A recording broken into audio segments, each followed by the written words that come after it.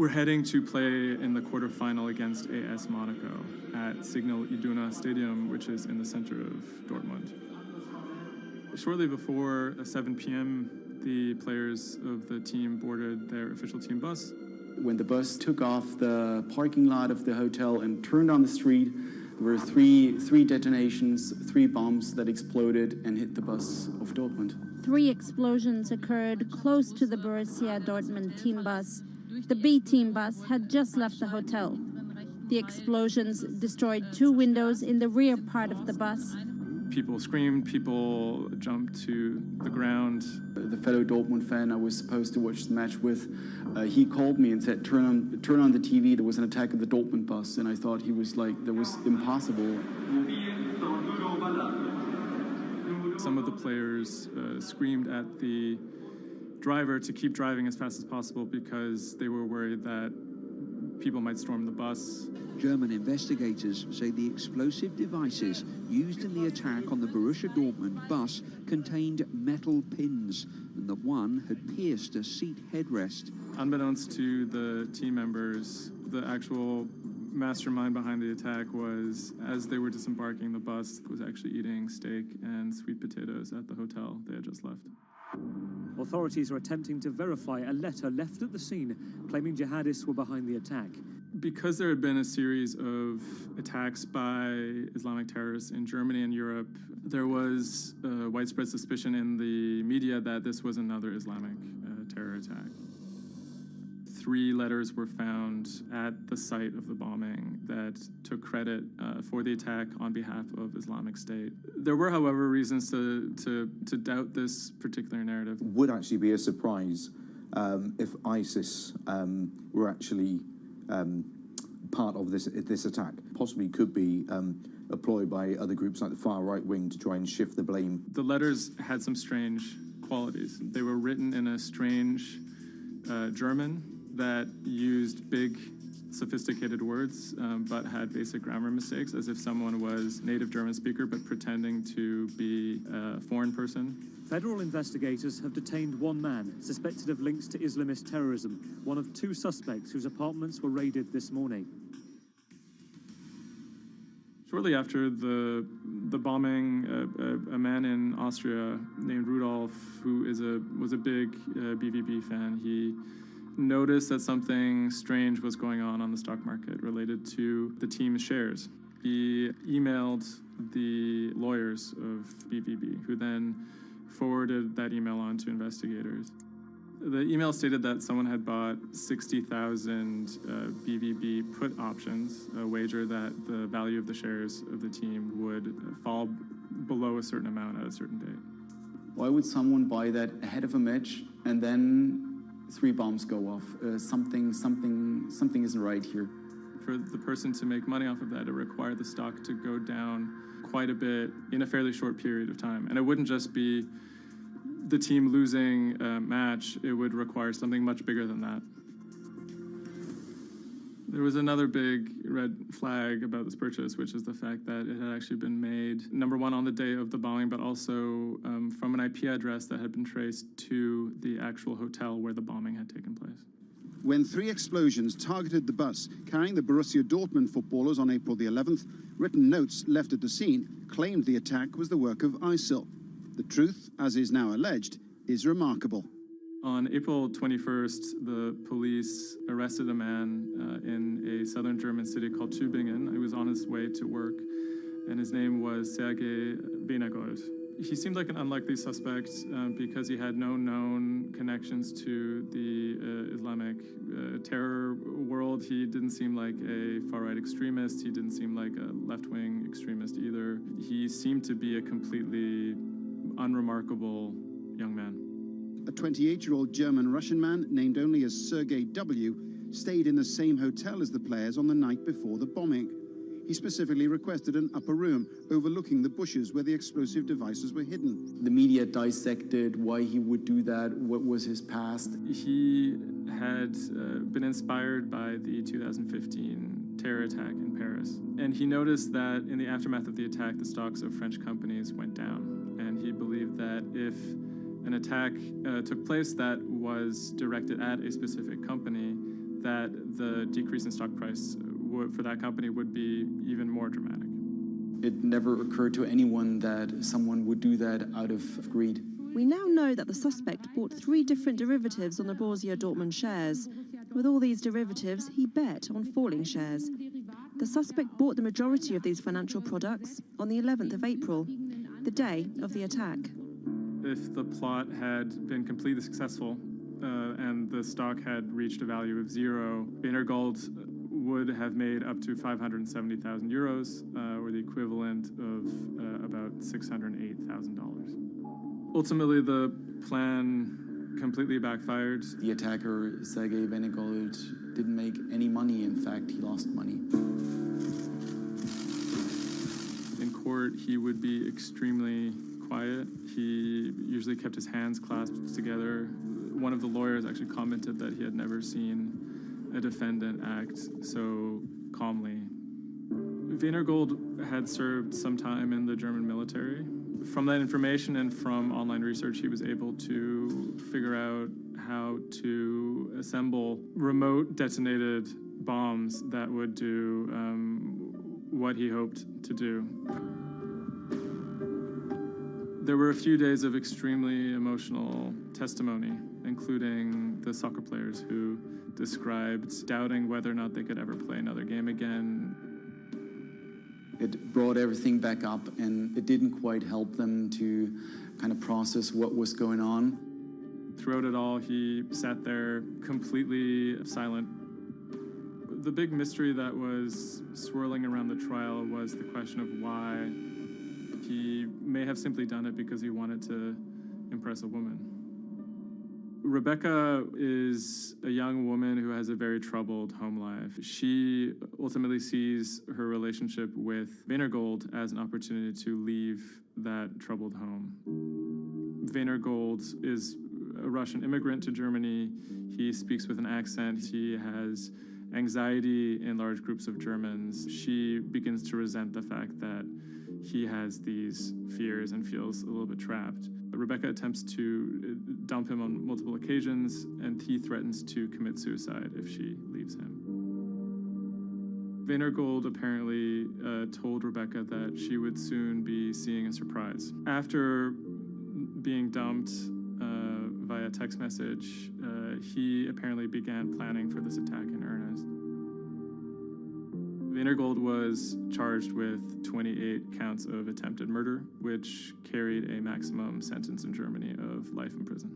He claimed that he had nothing to do with the attack, but as time went on, he admitted that he had actually been the person who had built the explosives and had set them off. But he claimed that he didn't want to actually kill anybody. Ultimately, Wienergold didn't receive the harshest possible sentence. He was given 14 years in prison, but it's still a considerable amount in jail in Germany.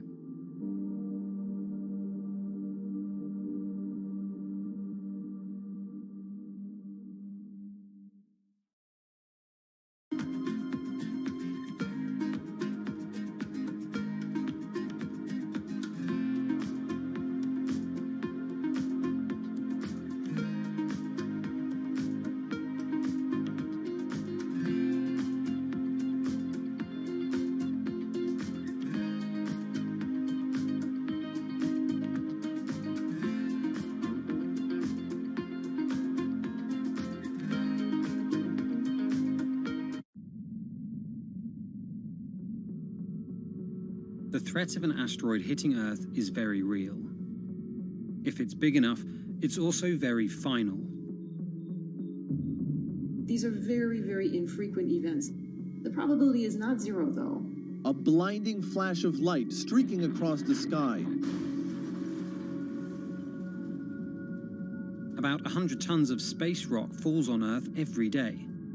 Most of it is so small it burns up in our atmosphere or lands unnoticed away from major populations. No human in the past 1,000 years is known to have been killed by a meteorite, and according to NASA, no large object is likely to strike the Earth any time in the next several hundred years.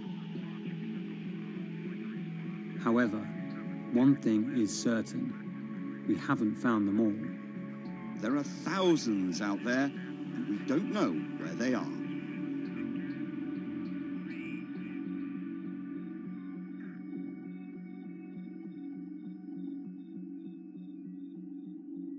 There are a lot of asteroids in our solar system. They number in the billions.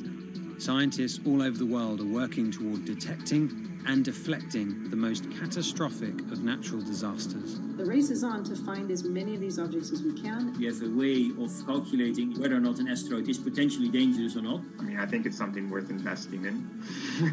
It's our existence at stake, right?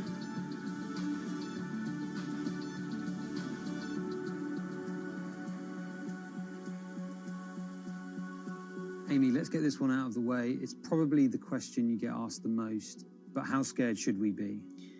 Asteroids and comets are a natural hazard that's out there like a lot of other natural hazards. These are very, very infrequent events, these collision events, where an object actually impacts the Earth. The most important thing that we need to know about asteroids is when the next impact is going to happen and how bad it will be. What we know is that an object that's about, say, a kilometer across is capable of causing very, very wide devastation across the planet, really, truly global devastation. The object that wiped out the dinosaurs was somewhere in the neighborhood of 5 to 10 kilometers across, so even bigger than that. At a kilometer, it's still going to be very bad and it will have global effects. For objects that are capable of causing what I would call sort of regional damage, kind of a large major metropolitan area, a city and its surrounding environment, sort of around 100-ish meters. It depends on the details of the composition and so forth. By the 1980s, NASA was cataloguing near-Earth objects. In 1994, stargazers watched as comet Shoemaker-Levy 9 hit Jupiter. The resulting zone of chaos was estimated to be as large as the Earth, and the event became a turning point in the search for asteroids and comets in our solar system. In 1998, Congress tasked NASA with finding 90% of asteroids and comets 1 kilometer wide or larger. Soon after, Hollywood blockbusters Armageddon and Deep Impact brought attention and fear to the masses. The great news is that the vast majority, more than 90% of all the really large 1 kilometer near-Earth objects have been found. The challenge now is working down to these smaller sizes that are still quite capable of causing a lot of damage, but they're just harder to spot because they're fainter, they're smaller. Can you give us a sense of how many are out there in our solar system? We know that there are a lot of asteroids in our solar system. They number in the billions. Most of them, however, are between Mars and Jupiter in what we call the main asteroid belt. This is a region of space where most of the asteroids in the inner part of our solar system live, and they stay there for many billions of years. There is another population, though, that kind of leaks inward and gets into the region somewhat close to the Earth, and we call these near-Earth objects. We think that there are millions and millions of near-Earth objects that are out there in the total population. As of today, we know of sort of around 20, 25,000, something like that. When we first spot an object, we really know very little about it. We just see something moving across the sky. So all you get is just sort of a handful of snapshots, just enough to be able to tell that this isn't an asteroid that we've already seen before. And then once we can calculate the distance to it, we can now start to make predictions about its true size. Is it large or is it small? So we have a lot of information that we have to get pretty quickly to really understand what's going on. Finding asteroids is just one piece of the puzzle. Planetary scientists are extremely skilled in determining the orbits and speeds of asteroids based on relatively small amounts of data. NASA runs simulations of the trajectories asteroids could take, which is useful but time-consuming. A team of scientists in the Netherlands have found a way that could buy us more time. Our method is very quick. So you can very quickly get an assessment of whether or not the object is dangerous or not. If you look at the classical way of determining the danger of an asteroid, it may take days of computing time on very big machines to determine this hazardousness. The current problem is that there's just too many asteroids out there to spend a huge amount of computational power on all of them. So the neural network allows us to focus on what really could go and pose a hazard to Earth. A neural network is a computing system that mimics the way the human brain operates to find underlying relationships in a set of data. By training the network in this way, you train it in recognizing those objects that are most likely to hit the planet. And once it's trained, you can apply this network to all the unknown asteroids. And then you can make a selection and saying, hey, these are the ones which appear to be having orbits similar to the ones which we know are hitting the planet. That doesn't mean that they do, but it only means that they look very similar to the ones we know they do. What else did you find? Should we be particularly concerned about anything? One thing that we did find is that our neural network was able to go and identify a handful of asteroids which weren't considered potentially hazardous, that when we went and integrated them forward in time, they came quite close to Earth. We find a handful which were not detected before or not considered being dangerous before, and we think they are potentially dangerous. It's very hard to simulate kind of going forward in time an asteroid that's going to hit Earth because, well, the Earth is really small. And space is really big, and then you have to have very exact parameters to shoot an asteroid that goes and hits exactly Earth. And then Simon had the ingenious idea of not even trying to do that and just launching the asteroids from Earth's surface and integrating backwards in time. It's very hard to make it hit. So you need a lot of calculations which all end up in nothing. And the idea was then like, well, let's not do that. This is basically what NASA is doing. NASA is taking an asteroid, making multiple copies of them, shooting them all forwards in time, calculating their orbits, and then see what fraction sort of gets close to Earth. Not even hitting Earth, but getting close to Earth. And that they call it a potential impactor. So you calculate the solar system forwards in time for, let's say, 1,000 years.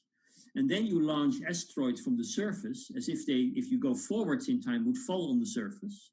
You calculate them backwards to today, and then you get your orbital parameters of today's asteroids, which you know will land on the planet. And those you can use as known impactors and compare with all the other asteroids in the solar system. Can simulations and AI, can those things fill in the gaps where perhaps telescopes and other imaging tools can't? Absolutely. Since the observations get more complex, the physics gets more complex. And if the physics get more complex, the mathematics becomes more complex. And at some point, you can't solve your problems analytically anymore. And then this is where the computer comes in. Now we have this trained neural network. We have a way of calculating in a fraction of a second whether or not an asteroid is potentially dangerous or not, and therefore deserves more attention or more time to spend on for really finding out if it is dangerous. When it comes to hunting asteroids, time is critical. What we can do about a potentially hazardous object depends a great deal on what we know about it and how much time we have before the encounter. We'd really like to find them when they're decades away, because the more time you have, the more options you have, and the less energy it takes to move an object aside. It also means we might not have to resort to launching a nuclear warhead at an asteroid.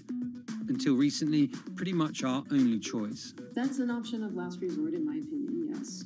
We have lots of options available. You can just simply bump into the object and just nudge it out of the way. That's one possibility, and that's kind of, in a way, sort of the simplest thing to think about, just nudging it off its path a little bit with, a massive object, a spacecraft, let's say. It's kind of like bowling, if you will. If you have a long time or a long stretch of runway in the lane, just a very small twist on the bowling ball will make a big change in where it ultimately ends up. Another option would be something where you take a very big, massive spacecraft and you park it next to the object and you use the force of gravity as a towing rig. That takes longer, though, and you need to be able to send a pretty massive spacecraft, and it obviously depends a lot on how big the asteroid is.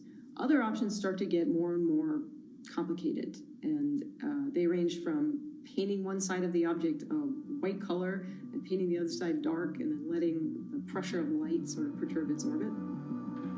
In a departure from the lab and computer simulations, NASA has real plans to rehearse kinetic impact deflection. In 2021, the agency will launch DART, the Double Asteroid Redirection Test mission, which will intercept a 160-meter asteroid in 2022. Better to practice now before we have to deal with an actual threat. In the meantime, discovering asteroids is our best bet. Thousands of scientists and amateur astronomers around the world make up an informal network that survey the heavens. But that may not be enough. NASA wants more resources to map our solar system and better technology. We need to ramp up our network of sensors, and also we need to just continue to strengthen our network of international observers so that we can get follow-up, because we find these objects when they're distributed all over the night sky. Once we get more observations, we get better data, we can make better predictions. If you look at the big impactors we have had in the last, let's say, 20 years, or maybe 30 years, 50 years, most of them we haven't seen coming. So the danger, the real danger, I think, comes from the objects we don't know about, and not from the objects we do know about. This particular natural disaster, like a lot of natural disasters and like climate change, is a problem of the global commons. So the thing that we risk collectively is that it sort of then becomes nobody's problem, and nobody takes ownership over it. The asteroids are all over the sky. They just truly cross boundaries and borders with a second's notice.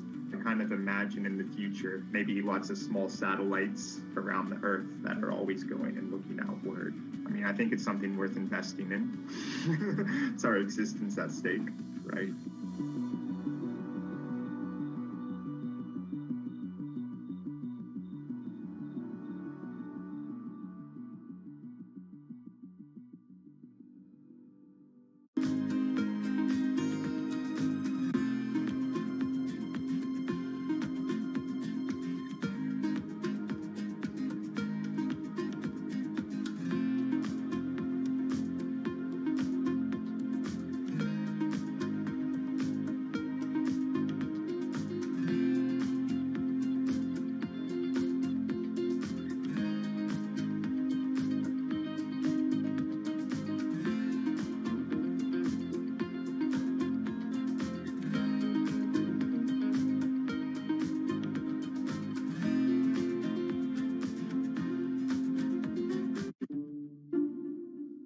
The pandemic has affected everyone in different ways.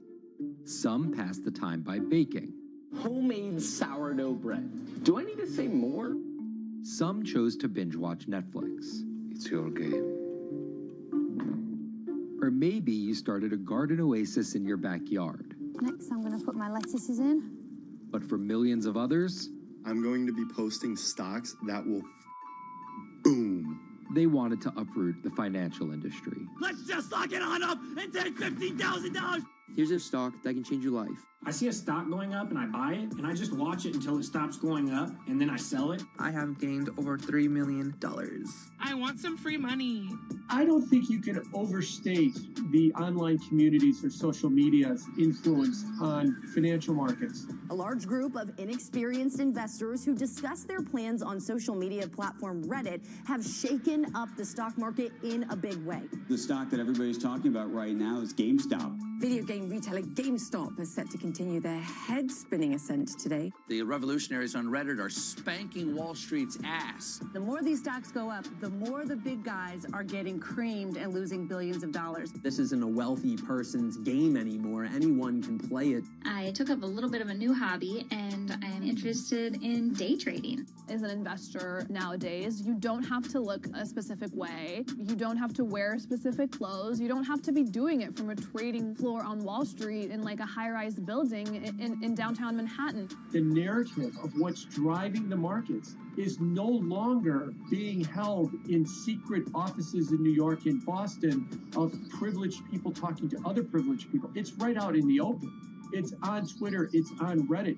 From brokerage apps to Discord channels and subreddits to TikTok finfluencers. One of the last holdouts in the world of disruption, finance is next in line.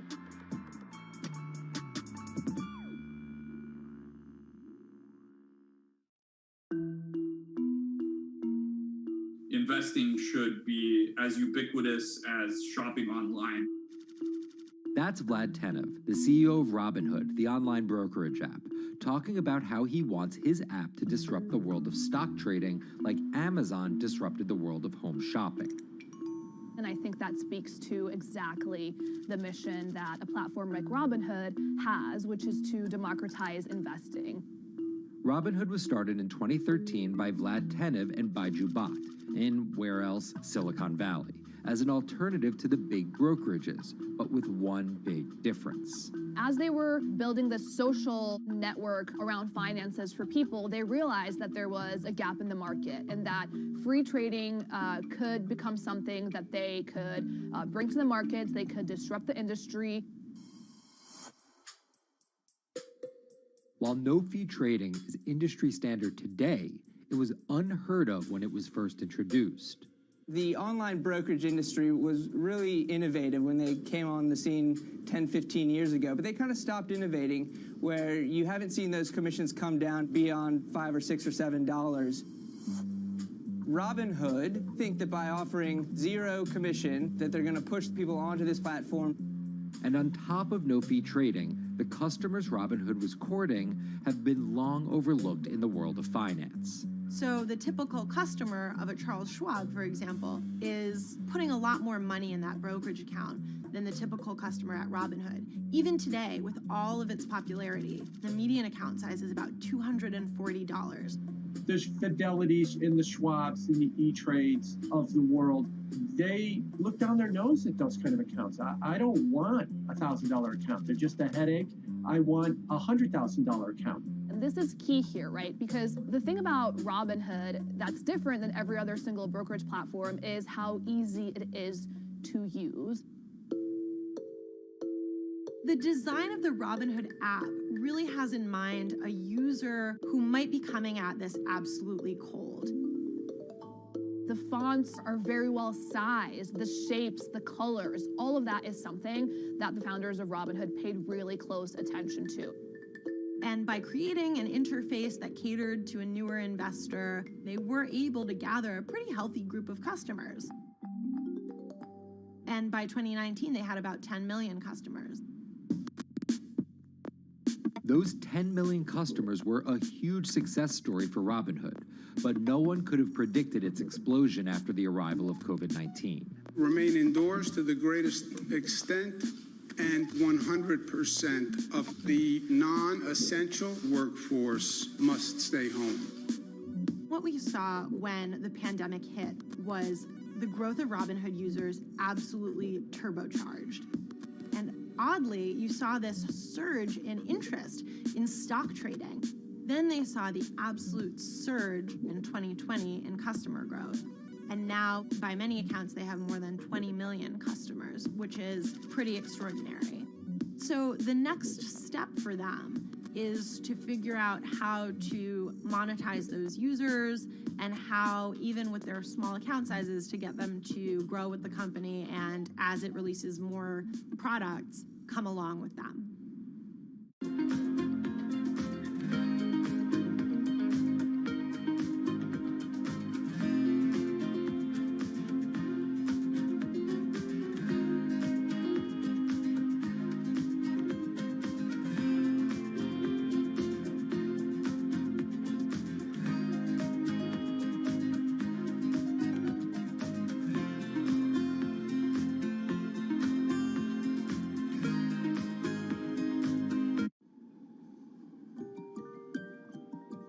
Robinhood would become one of the COVID economy's breakout successes. Robinhood traders, as they're called, became the shorthand explanation for the frenzy of often speculative retail investing after the pandemic lockdowns. Kids wake up in the morning, they go on Robinhood. They're, in the shower, they check Robinhood. Kids are learning how the stock market works at 18 while they're at school, checking their phones in between classes because notifications pop up telling them what their stocks are doing that day. With these new tools, millennials and Gen Z are investing in the market in ways their parents could have never even dreamt of. That is sort of key when we talk about the divide between older and younger generations, is that the younger generation was exposed to so much more information and tools at their disposal to do what they want in the market. The older generations, you never had the technology or the cost structure that you could play the markets like you can today. So you were stuck with giving your money to a professional investor and paying them a fee to do it. When I speak to young kids, they tell me, I'm making mistakes. I'm losing money. I'm not a perfect investor, but I'm 18, and by the time I'm 30, which will be, 10 years from now, I'm gonna have interacted with the markets for a decade. And so it's a learning experience more so than anything else. And you can look at it and you can say, wow, that's risk-taking, that's dumb, but if you could possibly shave 10, 20 years off your working life versus adding 5 years, I don't think you can fault people for that. But Robinhood is only part of the puzzle. Sure, you can trade on it, but without research, information, and data, you're just blindly throwing darts at different stocks and hoping to strike it rich. Wall Street forever has always run on what we now call narratives or memes. People telling rumors to each other have been around for 100 years. On Wall Street, information is its own currency. Historically, either you had it or you didn't, and the people who had it had a huge advantage. In the past, those narratives and memes didn't have a network effect. It would be one person telling another person over the phone. In fact, when I broke into this business in the 80s, a lot of people used to complain that they weren't on the call list to get those ideas. Social media changed all of that. Fast forward to 2021, that's being done on the internet now. And that's being done on Discord and Twitter and StockTwits and Reddit. And the impact is very similar, but orders and orders of magnitude larger. As social media has played a bigger part in our lives, it's also played a bigger and kind of more important role in how people find investing ideas online and on these platforms. How do those ideas spread? On TikTok. Yes, that TikTok. Soon may the weatherman come to bring us sugar and tea and rum. People aren't just going to it for sea shanty videos. The personal finance hashtag on TikTok has garnered 3.5 billion views from its 1 billion monthly active users. By comparison, videos found under the cooking and health tips hashtag have 2.6 and 2.1 billion views respectively. The trajectory of Robinhood and TikTok were literally on par. What happened in the stock market this week? So the word of the week is expectations. Absolutely essential that you guys understand the risks of shorting. And Kayla Kilbride and Kyla Scanlon are two of those financial influencer TikTokers, also known as finfluencers. I think people still care about fashion, they care about culture, but it's also like there's this big behemoth thing called the stock market that we really don't know a whole lot about, and it's gatekept behind the industry. And so people want to unpack that. And so my audience is, a lot of them are younger investors who are looking to hone their skills. Tech and write-up. Kyla and Kayla are two of the more, let's say, professional TikTok influencers. The Tesla ARK Bitcoin Biotech Risk Cluster. I've been trading since high school, and it was a really interesting way for me to fill out my decision-making frameworks and to think about thinking. And I think that the more that we can have people thinking about finance, the better that we're going to progress as a society. I think it's a huge gap in our educational system. If you're going to buy an option for a stock you think is going to go up, it's a call. So think of it like this. I made the options video where I was like, options are just like shopping. Rumor has it that this pallet's about to go up in price. So if I come in tomorrow, can I still buy it at said price? And a ton of women just attacked that video and were like, you explain things so much better than my boyfriend or my professor, or I could sit and listen to you all day. And I was like, this is what I was looking for. But TikTok's algorithm does not reward calm and measured videos about responsible investing. It rewards this. Watch this video for 30 seconds and you'll be rich for the rest of your life. I try not to say the A word, the ALGO word, because TikTok listens to us.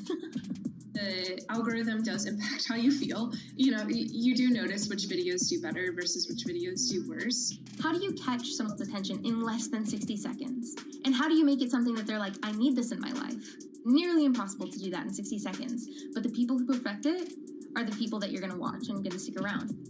And where people are sticking around? Reddit. And its nearly countless subreddits about finance. And by far the biggest one of those is Wall Street Bets. There's a lot of social media platforms out there, but Reddit is the social media platform for finance. Places like Wall Street Bets is where it all goes down. started in January 2012, it wasn't long before Wall Street Bets adopted a 4chan-like etiquette, leading to their tagline, like 4chan found a Bloomberg terminal. We had all these unexplained stock moves, and we would be grasping for why stock XYZ jumped 20% in a day. And you would look at Wall Street Bets, and you would see people there talking about buying options in that stock, and it sort of, squared the circle, so to speak, and started making sense. And it was at that point that it was like, wow, we have to start paying attention to this. Some people on the platform really spend tons of time, and others are just looking for entertainment and to have a little bit of fun, effectively gambling or looking for an outlet, trying to make a little bit of money. Then on top of all of that, there were stimulus checks. Now, clearly, this money is going to people who need to use that to eat, to live, but there's a lot of people who use this money to invest in the stock market. And it's not just stock tips. People quote-unquote YOLO their entire life savings or stimulus checks on a single stock. They post what is called gain and loss porn, screen-grabbing staggering hits and misses on stocks for the entire community to see. I'm about to lose everything.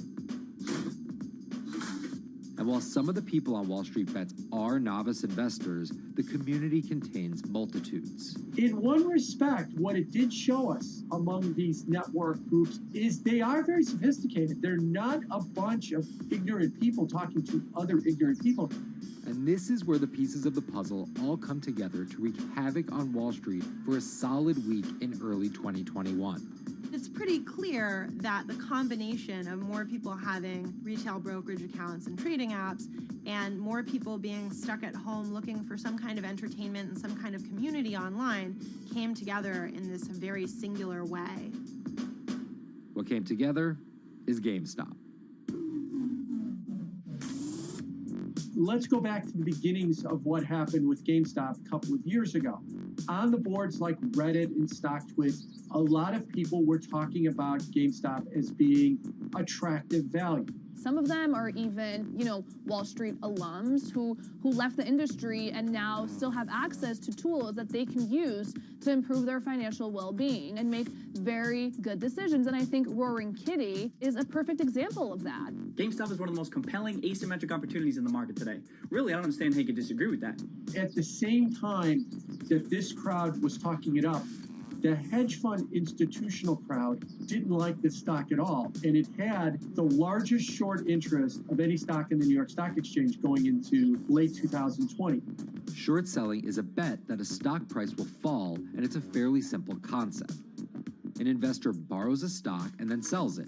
The investor is betting on buying the stock back later for a lower price, before returning it to the original owner, pocketing the price difference.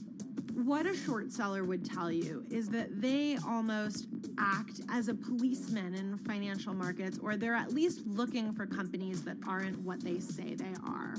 And that can range anywhere from an outright fraud that some short sellers try to expose to just a company that's not worth as much as investors think it is.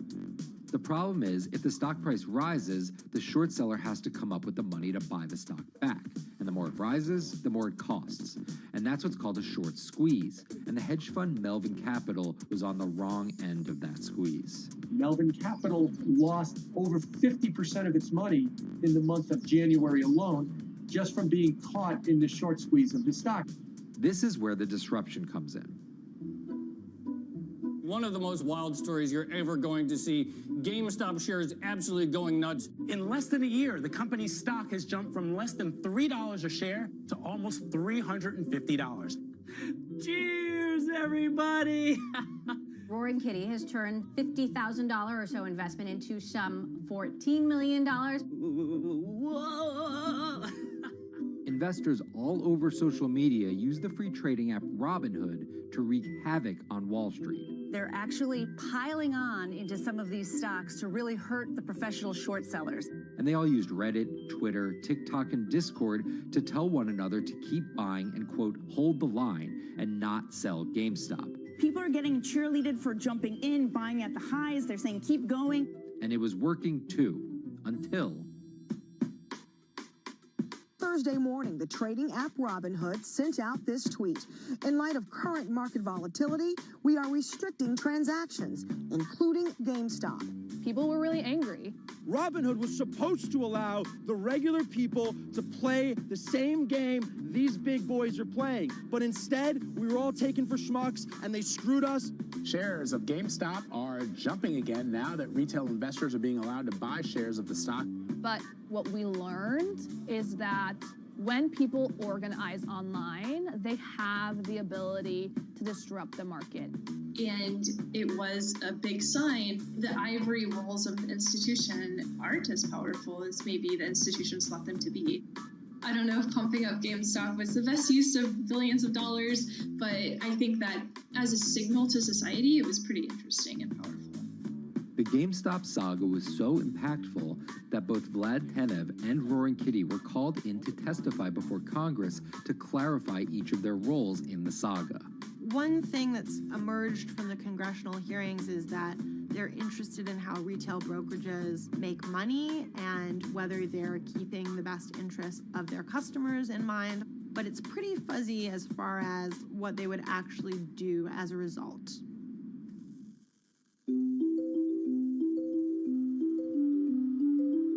While the frenzy around GameStop eventually subsided, it didn't take long for retail investors to find other areas to invest their money. Take a look at Bitcoin going bananas over the weekend. Bitcoin forms a brand new all-time high. It was after GameStop started to drop that we saw Bitcoin really go up to over 60,000. How much further does this rally have to run? It's compelling to say that money shifted from one venue to the other. While correlation doesn't equal causation, there's a chart out there showing an inverse correlation on meme stocks going down and cryptocurrencies going up. There's definitely an aspect where people are making money on stocks and then moving, they're agnostic, they're not hedge funds. They can invest wherever the hell they want. It's a classic sort of momentum trade. They're going to wherever the winners are and they're willing to jump on and, ride it. So whether it's meme stocks like GameStop, meme coins like Dogecoin, or entirely new ways to invest in art like NFTs, the new kind of retail investor is making its presence known. Over the next 10, maybe 15 years, you're going to continue to see, whether by choice or by force, that baton go from older generations to younger generations. I don't think any single app is going to be the thing that disrupts. I think people are the disruptors. How people get ideas about what to invest in has become increasingly entwined with social media. And as social media companies govern more and more of our lives, the fact that now they're tied in more intimately to people's wallets is something that we might want to understand better. Usually what disruption, I think, means is technology comes in, whether it's blogs to the newspapers or online retailing to brick and mortar.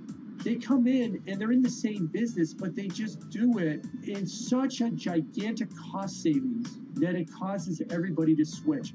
Well, that's the risk that happens here, is that it's so much cheaper to just manage your own money. We're not there yet, but costs and conveniences are moving in that direction. So I'd say, Wall Street, you haven't been disrupted yet, but you could be in the coming years, and that the final chapter on this story hasn't been written.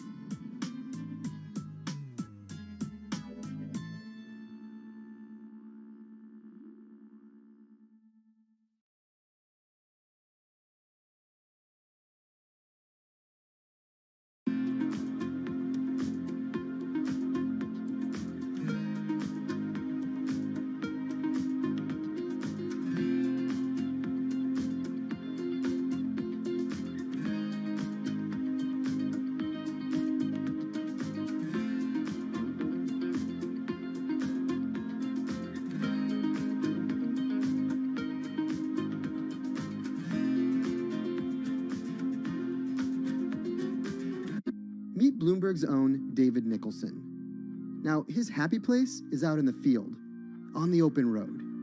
But like the rest of the world lately, he's been working from home a lot more than he's used to. COVID-19 has prompted a massive urban exodus as professionals of every ilk yearn for more space to live and work.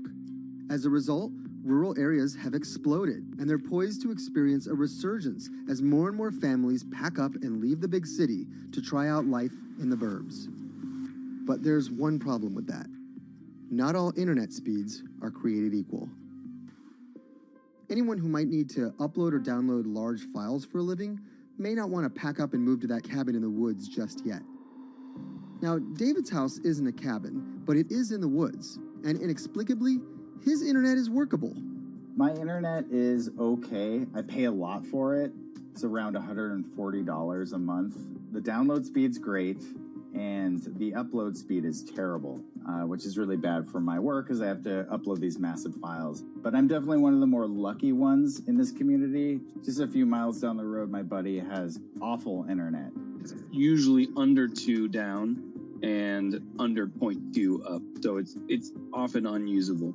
Some days it's around 1, and other times it'll drop down to about 0.2, 0.3. I just want to be able to have internet at my house without having to go outside the normal ways of acquiring internet. It's really frustrating. We're literally a few miles away from downtown, and it just cuts off. This is a problem, and the solutions are not there yet, because getting high-speed internet in rural areas en masse is something our providers may simply not be ready for.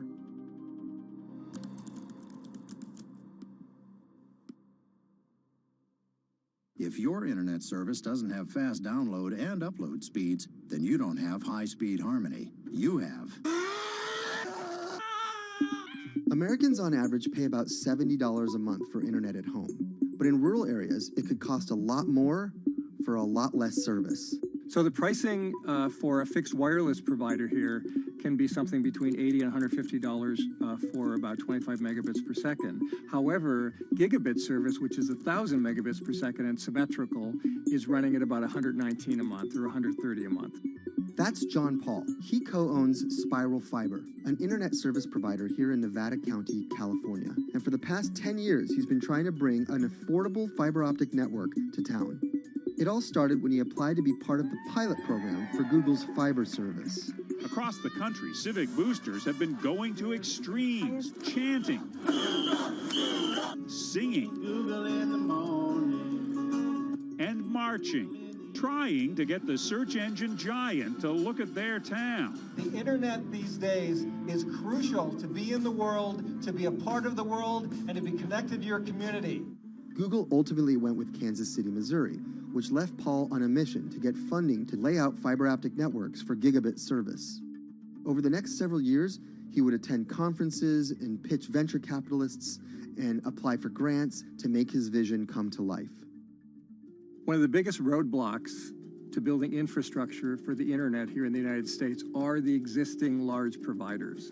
They have their land staked out. They would prefer that nobody come in and compete against them. In 2013, we applied for a grant. We went down and met with the commissioners at the California Public Utilities Commission. It was an arduous process to get funded, but we finally did against all odds. We got a $16 million grant, and then we went out to seek venture capital. Then, in March of 2020, the pandemic hit the world. Everybody got locked down, and everybody came home, and everybody started using the internet. And I remember seeing on one of the local fixed wireless providers' websites, they've said, hey, we know you're all staying home, but please don't use too much video, and please don't use too much bandwidth. And I thought, that doesn't work.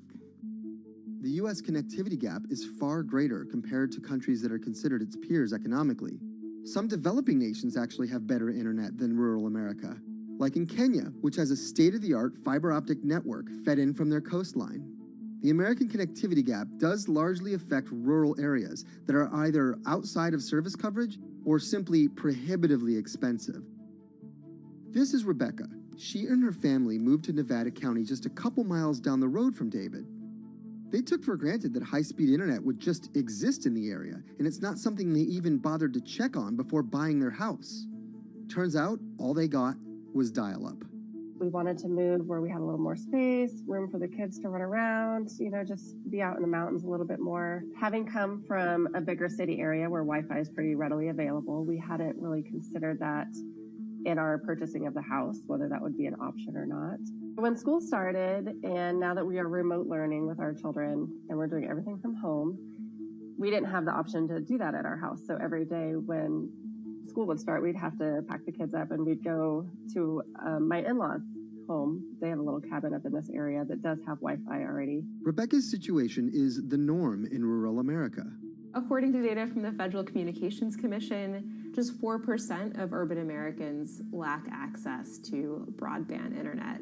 That's compared to almost 40% of people who live in rural areas. While that was the case, there were also racial and socioeconomic divides in terms of who had that access. In addition to that geographic difference, low-income African-American students, Latino students, and first-generation college students were more likely than others to have only one device at home that's shared among multiple siblings and or lack access to that actual connection. For most American towns, there's also a lack of competition, forcing internet prices up. And large providers like AT&T and Comcast aren't incentivized to expand service to these rural communities. This is how Xfinity makes life simple, easy, awesome. So in our area, we have a small imprint of Comcast, but they're not going to go out to the more rural areas. It's just not cost effective for them to do it as a large company. In order to lay fiber cable, you're actually physically digging trenches into the ground. And for internet service providers, they're primarily focused on maximizing their profits.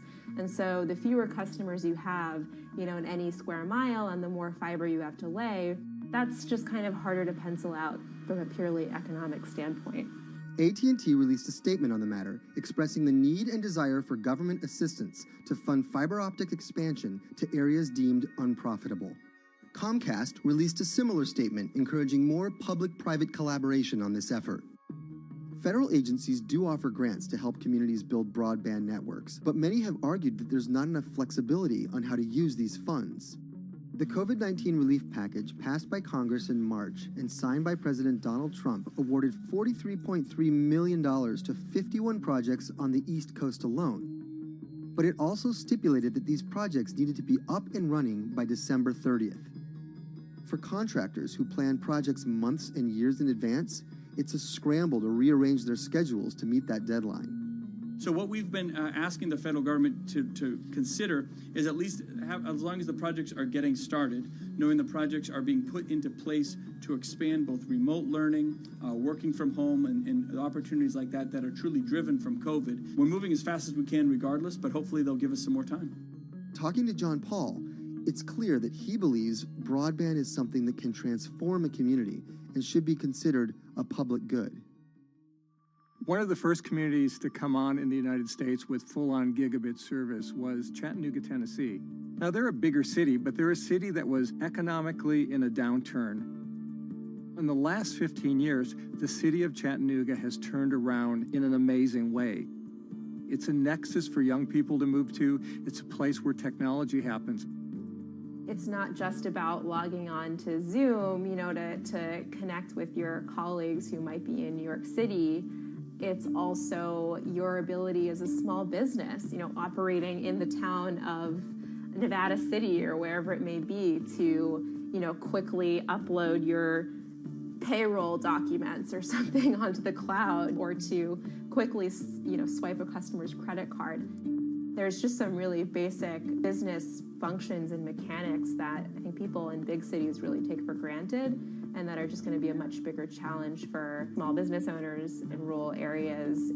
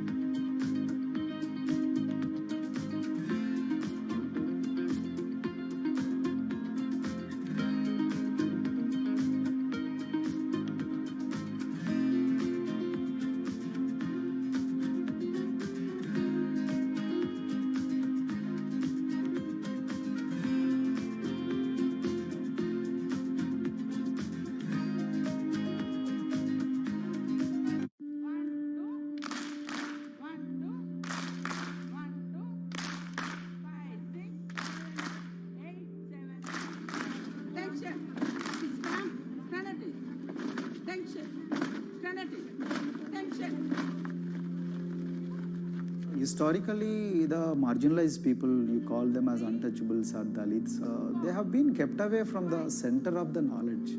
Once you are born into a caste, it is very difficult for you to grow beyond that. You are stuck in that identity.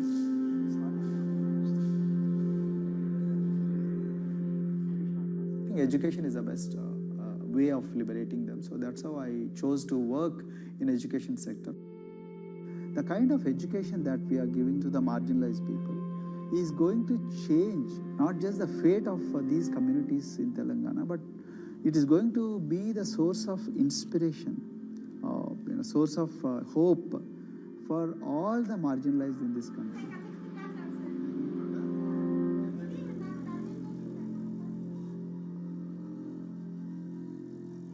Greatest flight in India is the system of caste.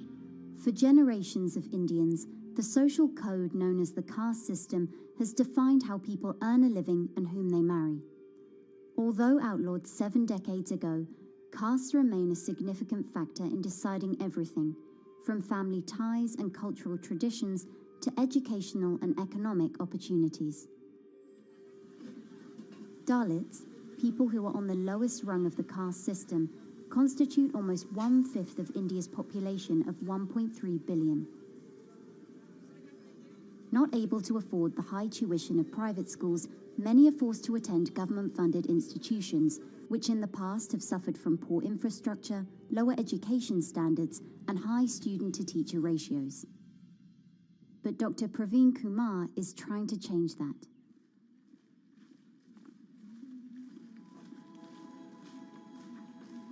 I am currently working as head of Telangana Social Welfare Residential Schools.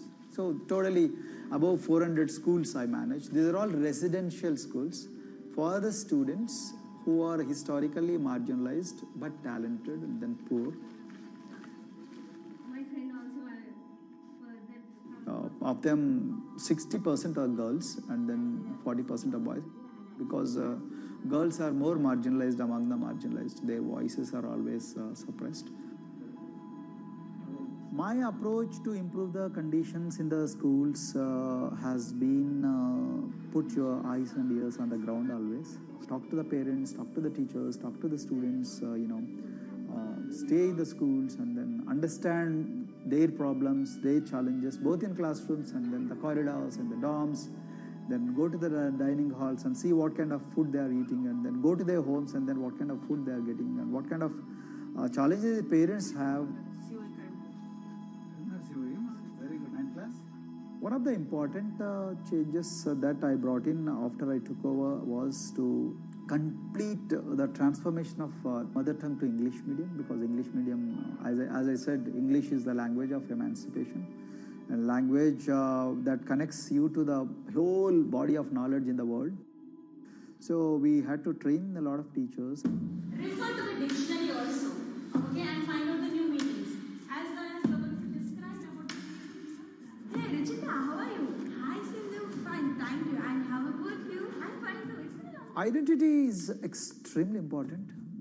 There is a scientific evidence to prove that your sense of identity is extremely crucial to your growth as a successful human being in your life. If you accept an identity which is very humiliating, which reminds you of very painful past, I think that identity will not help you to grow. I'm not saying that you should forget your past. I'm not saying that, but that should not be the bubble in which you must live always.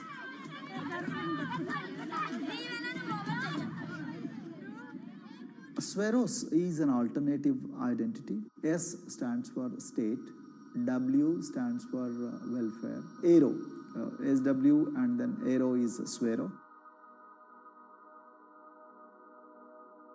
So the idea is your dreams have to be skybound.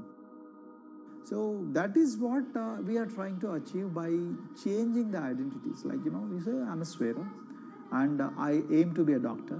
I am a Swero. I aim to be a top-notch engineer. I am a Swero. I aim to be a top bureaucrat of this country. I'm a Swero. I want to be a very good actor or, a musician in this world. So these are the positive images that are associated with identity.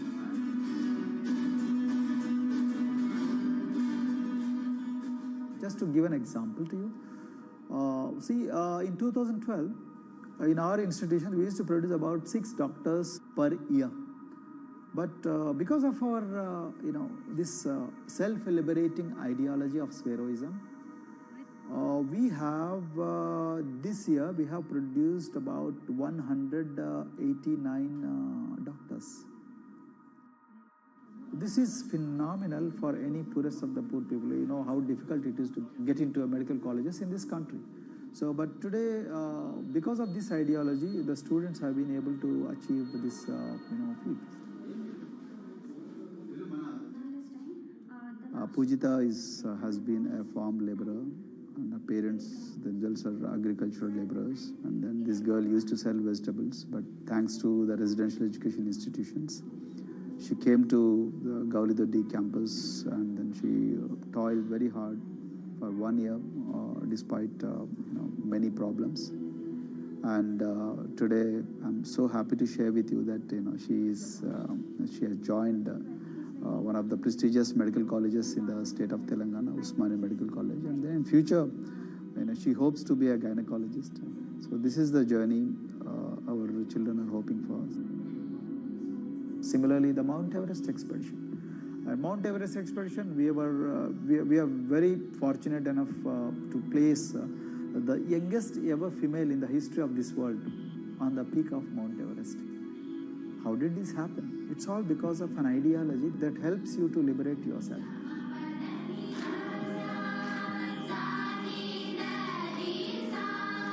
We brought a lot of extracurricular activities, and most of them got institutionalized now. So, for example, music.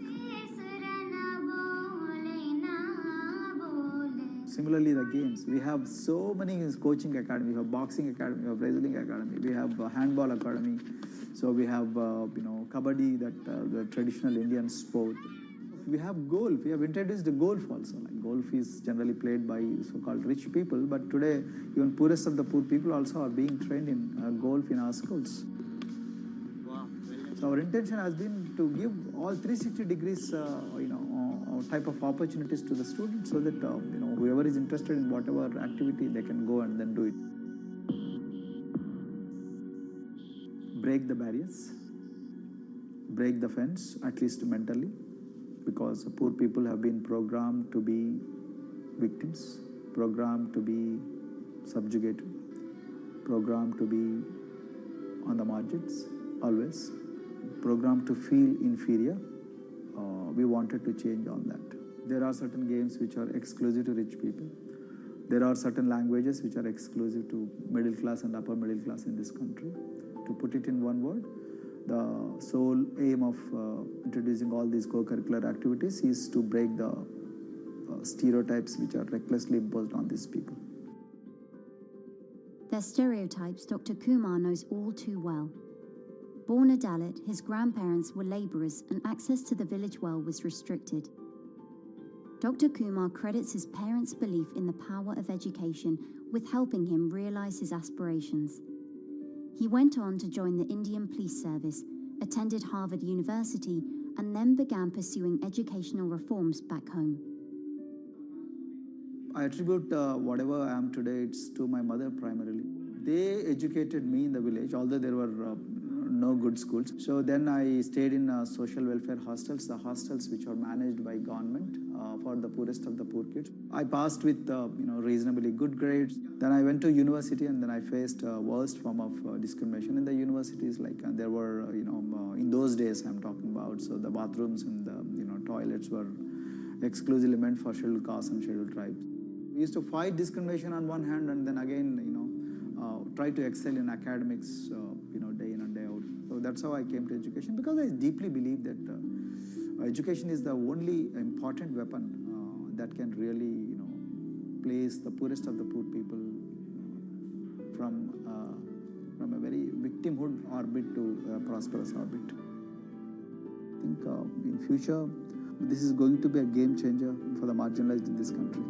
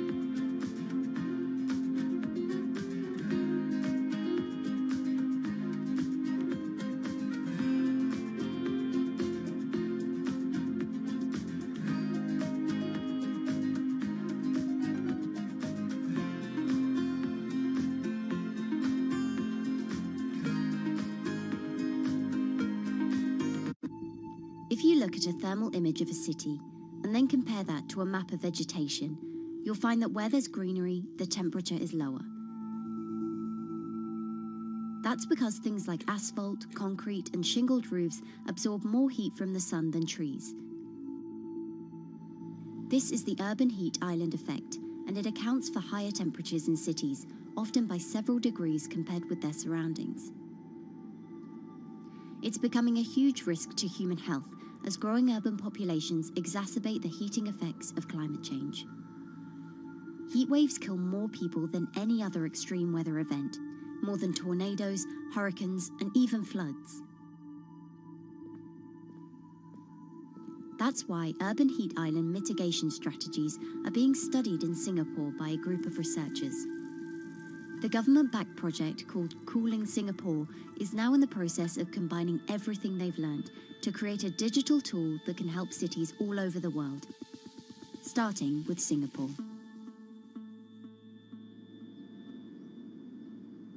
In Singapore, close to the equator, temperatures regularly rise above 32 degrees Celsius or 90 degrees Fahrenheit. And the city structures only make it worse. And that is also the case for Singapore, which is basically a concrete jungle, more urbanized, more developed city. And even in Singapore, what you have is a situation whereby there's a temperature difference of 7 degrees Celsius between the more urbanized and the more rural areas.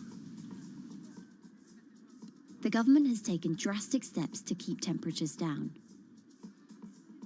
This is Gardens by the Bay, an award-winning park, and inside this greenhouse is a pleasant 24 degrees. That's because the dome, along with 24 nearby towers full of thousands of people, is chilled by what's probably the world's largest underground district cooling system. It uses a large central plant that cools water and then pipes it into banks, residential towers, an exhibition center, shopping malls, and the city's iconic Marina Bay Sands hotel and casino complex. So one of the biggest perks of using this system for the buildings is that they can save 40% in terms of electricity usage compared to your traditional air conditioners. And with Singapore relying on natural gas for most of its power, this new system means emission savings equivalent to removing 10,000 cars from the city's roads. That has big implications for the rest of the world. If things stay as they are, more than a third of the world's electricity could end up being used to cool buildings and vehicles by 2050. As the world gets hotter, gets warmer, there is a greater need for air conditioning and as well as refrigerators, for instance. And the more people are buying these household appliances, the more energy usage they use, and they release heat more, and that then exacerbates climate change. It's a vicious circle. And so since 2017, researchers at Cooling Singapore have been identifying design solutions that reduce our need for so much cool air in the first place. One thing many cities have in common, and that's the importance of vegetation. That's a very important measure to mitigate the urban heat because of the shading effect, of course, and the psychological effects of the vegetation, and also because of the possible evaporative cooling effect of the vegetation. Vegetation can be, of course, on the ground floor in form of trees and shrubs, and you can walk under them. This is the so-called canopy layer that the vegetation forms above us. But vegetation can also go up the facades of buildings, and it can go to the roof of the buildings. Luckily, Singapore has been striving for the garden city feel for quite some time. It was a vision initially introduced by then Prime Minister Lee Kuan Yew in 1967 to make life more pleasant for people. And today, Singapore is one of the world's greenest cities in terms of urban vegetation. Kampung Admiralty, a community centre that contains health facilities and social spaces, now provides more green space than the plot of land it was originally built on. It's topped by a roofscape of staggered terraces covered in logans as a community park, and a village green in the centre that contains farm plots for residents to tend to. Park Royal on Pickering was designed as a hotel in a garden that doubled the green-growing potential of its site. There's now 15,000 metres of sky gardens, reflecting pools, waterfalls, planted terraces and green walls. And the government has big plans as well. Singapore actually has a plan to plant 1 million trees and add more green spaces over the next 10 years. It is actually a mix of one thing to reduce the urban heat island effect, but on the other hand is also to get the people to be more connected to nature. But it's not enough. The city-state has still been warming twice as quickly as the world average over the past 6 decades. That's why Cooling Singapore has developed a catalogue of other potential heat mitigation measures. When you try to mitigate the urban heat island effect in a city or in any building, in a village as well, the first place to start is by shading of the windows. You have to keep areas clear so that the wind can move through it. Water of a certain depth can act as a very good thermal buffer. If you have to construct heavy buildings such as high-rises, at least you can make the surface, the facade, less heavy, and you can protect it from direct sun penetration. We have to make sure that no combustion engines will be in the city in the middle, in the medium to long-term range. So ideally, the electricity production is outside of the city, and you bring just the clean electricity into the city. You can at least minimize the use of energy in the city, and you can start to slowly convert the roofs, the facades of the city into production areas for renewable energy. In Singapore, unfortunately, this is a limited option, but in the long run, it could produce up to 20-25% of the energy, of the electricity needed in Singapore, if all the roofs and the areas in the buildings, on the facades would be used to do that. With so many different ideas, Cooling Singapore is also designing a virtual model of the city to test them out. It's called a Digital Urban Climate Twin, or DUCT, that will calculate how each element of the city's design will impact the urban heat island effect. That means we model not only the geometry of the buildings digitally, but also we model the transportation, the insulation, the temperature, the radiation coming from the sun, the weather, the local climate, the even very, very microclimate of the city, the water, the movement of people in the city. We can invent scenarios, we can design scenarios, test them before we actually build them, and if they test very well, and we are sure that they will function, then we can start to build them and put them into reality.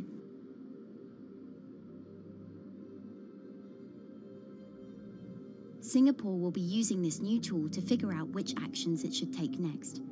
And the model can be applied to any city, whether it needs to keep heat out or keep heat in, which will ultimately save energy, slow climate change, and improve our quality of life. So this is something that Singapore will be able to export, maybe even together with its city development systems that it already has. Singapore is one of the very few cities in the world that really combine this scientific approach with a very well-established urban redesign and urban design approach. Through its agencies and the combination of its agencies, it has achieved a lot in the past. If it keeps following the scientific path and the combination with the other knowledge in the city already, we think that it will be a very comfortable and very livable city in the future, even more than today.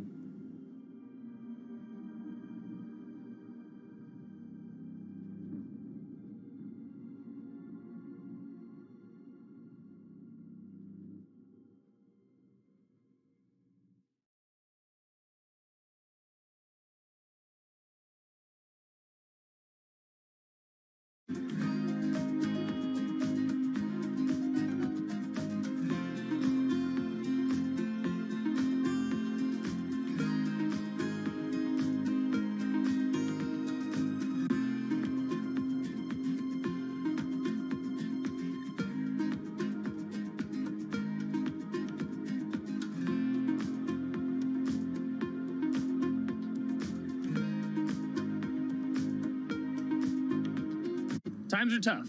Jobs are scarce. It's risky to be outside and around others. Seems like there's very few ways to make extra money during a pandemic. So I guess I'll just hunker down and binge social media until this all blows over. Wait, don't these people make money? How do these people make money?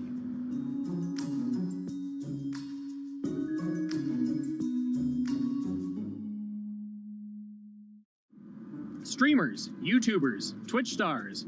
How do they make money? Is it a lot? Is it a lot of work? I know, I gotta ask somebody in the biz, and I got just the guy. Austin John Plays.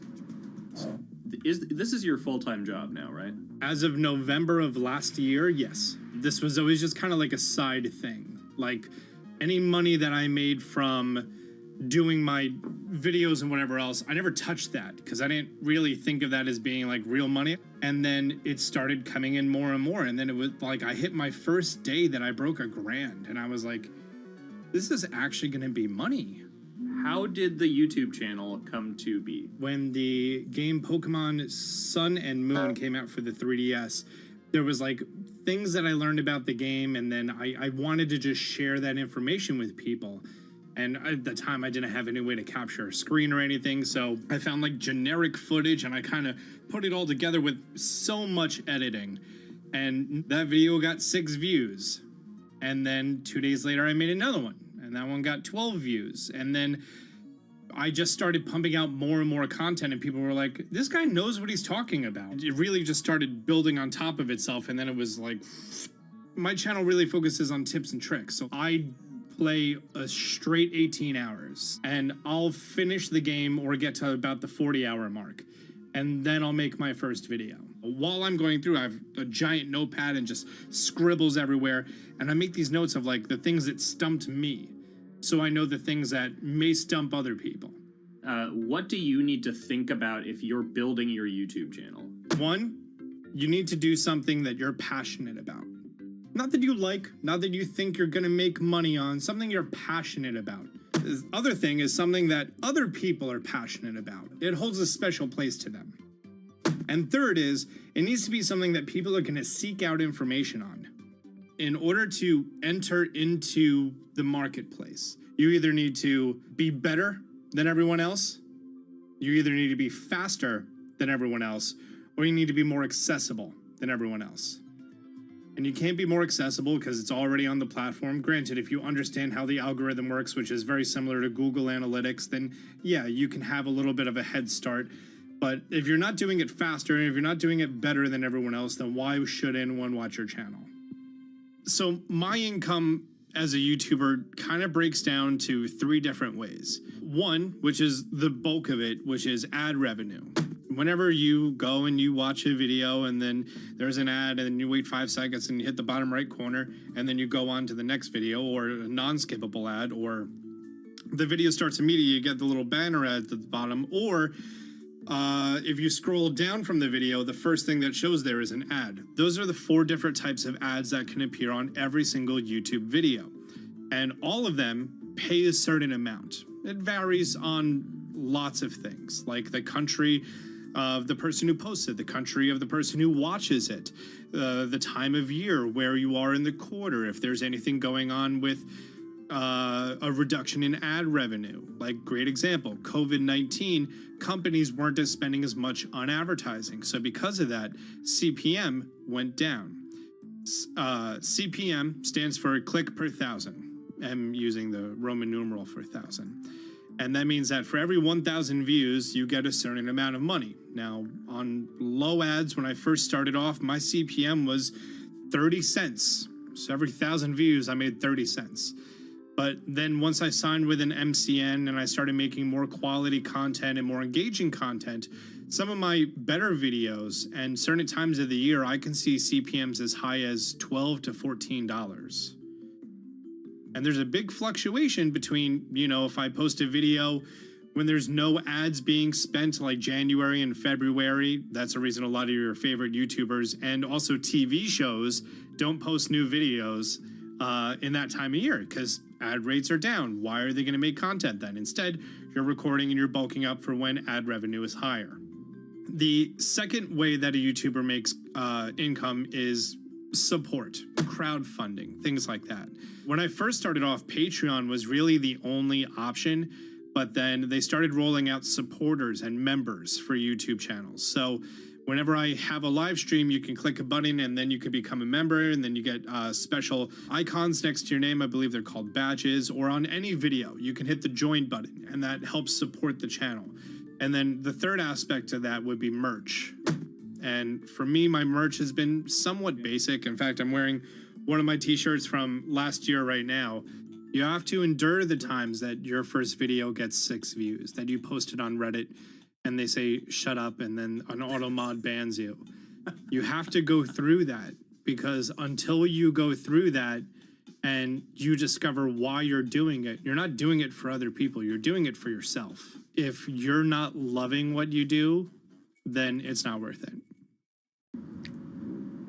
Huh. So make a channel about something that I'm passionate about. Oh, sweet. I guess I can make the channel about that.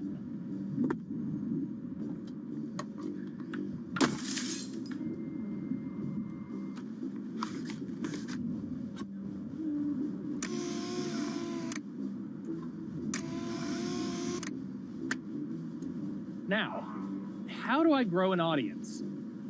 How do I get popular? It's all about diversification, right? You have to have a massive Twitter following. You have to have a massive Instagram following. You have to have a massive YouTube following. Of course, you have to be on Twitch, which is the key platform. But basically, any way you can get in front of your audience, you can engage with your audience, is going to drive those clicks, which ultimately drives the advertiser revenue that you get back from all of these platforms. It's me and Dan playing video games and talking in a funny manner over them. They're not just people who are good at games, they're actually people who are good at online engagement, online entertainment, first and foremost. You have the right to remain stylish. Anything you wear can and will be used against you in the court of fashion. The streamer is either very, very talented at the game. The best player in the game is generally going to draw a crowd because people like watching people who are very good. On the other hand, they're either very, very good or funny, charismatic, whatever it is on that side. Oh, no.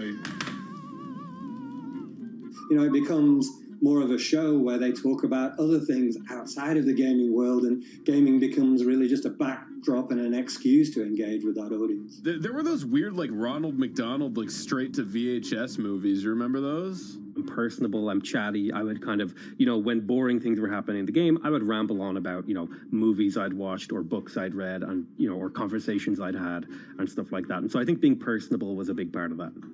It's not just getting on and playing games. It's getting on and being an entertainer. You are putting on a show. All right, now let me go ahead and grab the samurai sword that every gym has. Okay, he's dead. To have a larger audience and to have that audience, I think, stay with you, you have to bring something extra. You know, you have to find your niche. You have to find what works and what connects with the audience and what makes them laugh and what makes them keep coming back. You gotta make it a little more exciting, all right? Throw in a hanging bishop. Have everybody in suspense for a moment. I think the real most important thing is to just get used to being on camera. Like in any sort of performance thing, is get used to talking on camera. You know, my first few videos were terrible, but because I sat down and did it for 6 to 8 hours a day, I just got used to talking and I got over that uncomfortable hump. If you go into Twitch purely with the expectation that you're going to make money, make a job out of it, have all this growth, and it's going to be great, you're probably going to burn out prior to getting to that point because there's very little payoff for a long time, right? Like multiple years generally before you really start to see a payoff. And so, you know, those first few times you're streaming, nobody is there. One person shows up every 30 minutes, says hi, maybe, and leaves, right? Like, it's very discouraging, I think, for a lot of people.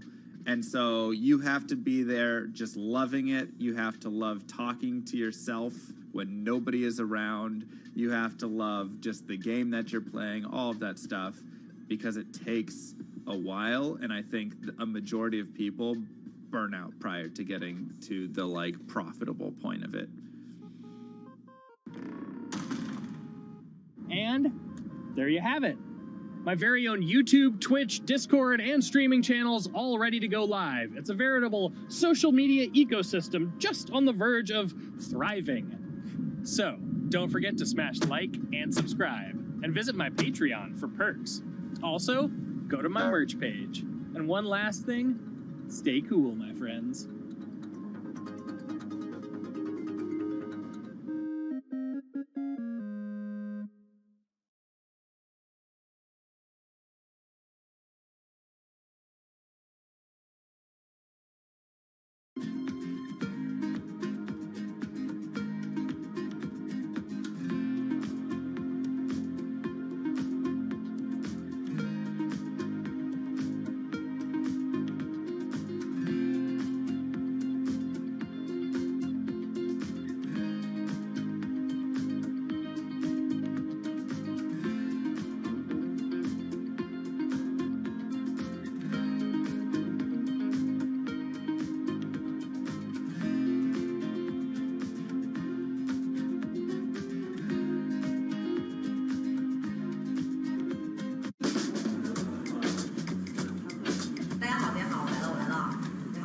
This is live stream shopping, one of the hottest trends in China.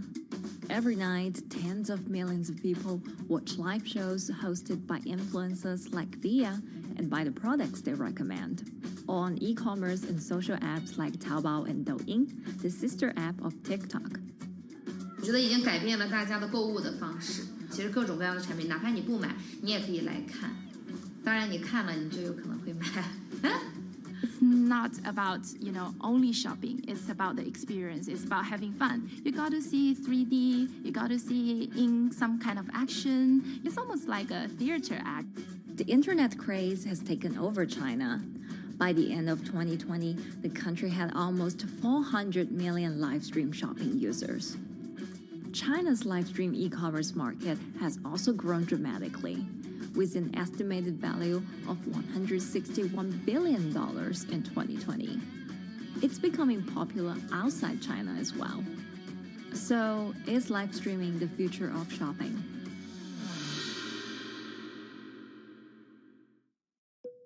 Live streaming is not a new thing. In China, it started in 2015 with the rollout of 4G, and it was first used for entertainment and socializing. Many live streamers performed for their followers or chatted to them, making money by receiving virtual currency and gifts. In the West, live streaming is mainly the domain of avid gamers. In China, it's broken into e-commerce. China actually has a very big e-commerce empire, so it uses these super apps, what we call, that you have payment, you have search of information, you have recommendation system, and you have huge amount of goods available on the platform, and as well as a lot of consumers. So with this advantage, they merge these features of live streaming to make the influencers actually sell goods. Here is a perfect choice. Nice neutrals, beautiful print, nothing overwhelming, and the warmth and comfort of flannel. This is item. Traditional TV shopping involves a one-way direction, whereby a host introduces a product, demonstrates certain things, and say, call this number or something. But live stream shopping is live. That in itself is a very, very big difference. It causes different psychology. And live stream shopping is a very entertaining way of actually engaging someone else. When you shop, actually, this live streaming video will continue. It will minimize into a corner, and you can buy the items and pay all on the same app. And after that, the live streaming screen will just enlarge by itself, and the promoter will come back to screen. So it's very convenient. Taobao, one of China's biggest e-commerce platforms owned by tech giant Alibaba, added a live streaming function in early 2016. In the following years, other e-commerce and social platforms like JD and Douyin also integrated this feature.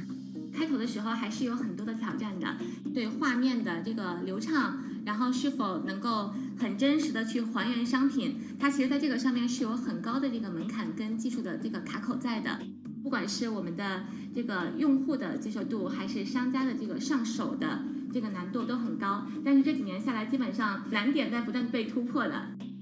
Over $70 billion worth of goods was sold via live stream on Taobao in the year through March 2021. Latest surveys show that over 60% of live stream users in China were watching shopping shows, and over 65% of them shopped at least once via live stream.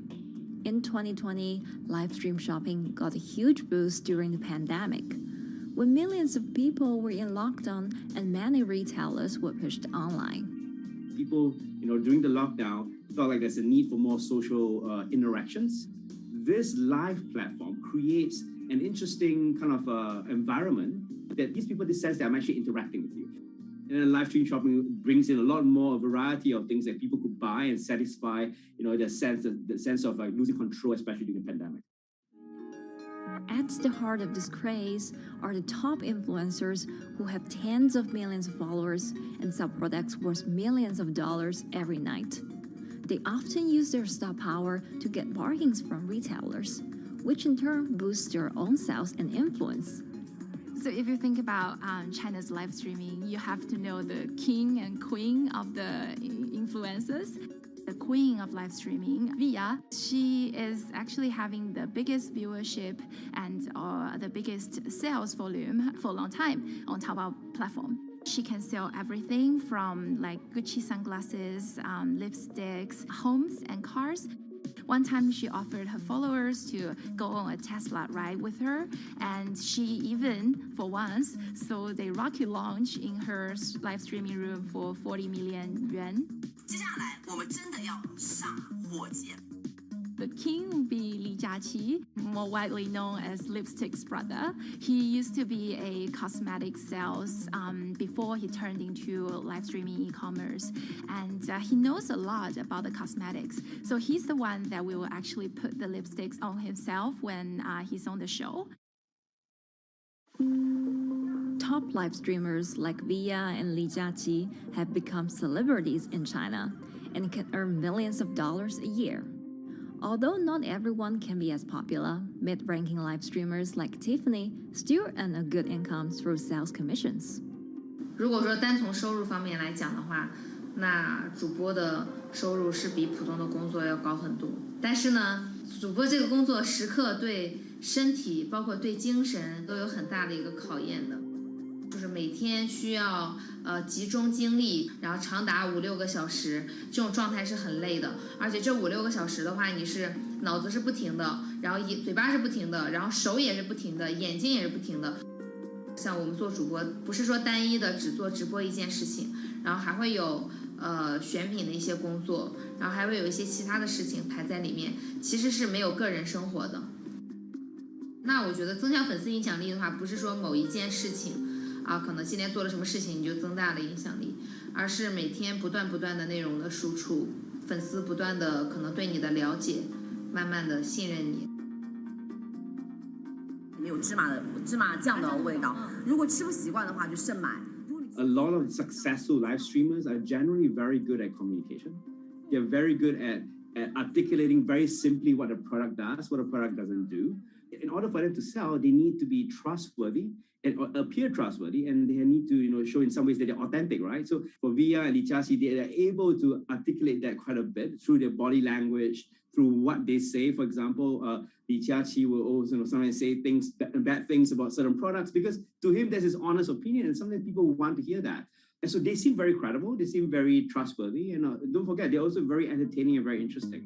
If you're familiar with Li Jiaqi, he won a Guinness record for like the most lipstick applications to models in like 30 seconds. So if you're able to create a lot of buzz with interesting things that you do, people who may not want to buy lipsticks will also stream in just to watch what he does. And then from there, you might get hooked. 这就是一般女生出门的时候涂的口红的颜色。Live streamers also use sales techniques such as limited time or supply. This sense of scarcity can often encourage viewers to buy. The platform in itself creates and enhances some of these things because you see it live. Something we call social proof has taken over, meaning that, hey, other people are interested, other people are joining in, other people want the same product. and they add it in the chat and they ask questions and they say, oh, I want this too. What happens then? It makes the whole product even more scarce. But it's not just influencers. Local farmers, luxury brands, even mutual funds have also started their own live stream shows. Working with very top-tier live streamers can be risky. It's not necessary that the benefits will end up with the brand. So we see company executives opening their own shows. And we see like P&G have their own sales room, which runs shows every day as well. We also have like local governors in like small towns to sell their agricultural products. So the live streaming is definitely transformed the way product owners can think about how to reach their consumers. And it enables a lot of players to actually sell. Live stream shopping is going global. Merchants in Southeast Asia have embraced this trend. And in the West, Amazon has upgraded its live streaming function, adding interactive features like chat rooms. Companies, including Google and Facebook, are also developing and investing in technologies to integrate video and e-commerce. 直播电商它其实已经开始成为主流，它未来的发展空间跟潜力都是巨大的。接下来大家会越来越依赖这种购物方式，会变成一个比较日常化、比较规范化的这么一个趋势。If you look at the numbers alone, their numbers alone, Li Jiaxi's numbers or Via's numbers, you know that they can sell and you know that they can generate revenue. Are they able to sustain it over a long period of time? It depends on how innovative they are at changing some of the things that they do. But you can't expect consumers one day turn into virtual shopping for good. There will be the nature of us that crave to go into the store, to touch the goods and actually wear it and see how it looks like and walk around in that with our friends. And those things wouldn't be replaceable with live streaming.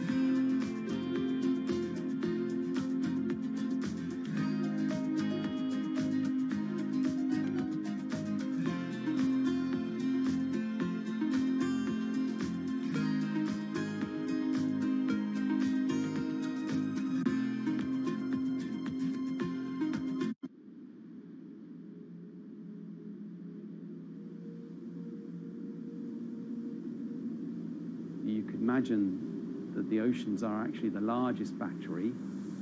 We're storing huge amounts of energy in the oceans. The wave motion can be very deep. It can extend down several hundred meters. And once it gets to the near shore, from about 50 meters, the whole water column is moving backwards and forwards.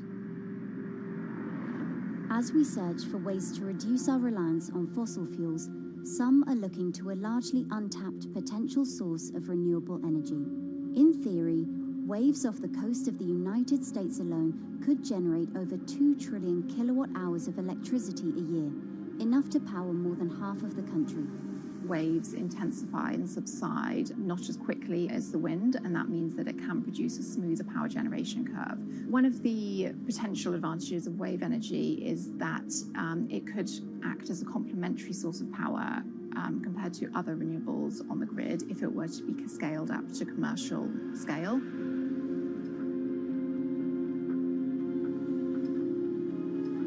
For decades, engineers have been trying to convert wave energy into electricity, but a host of technological and financial challenges have complicated their efforts. In the years from around 2006 to 2015, there were a spate of bankruptcies in the sector, and this was largely because of a lack of kind of continuous proven projects out at sea with reliable electricity generation. Since then, companies have been trying to develop the technologies at a steadier pace and with a smaller cash burn. But the same questions remain. Can companies develop devices and technologies that actually work? Is wave energy just a novelty or something that can become a major renewable energy source?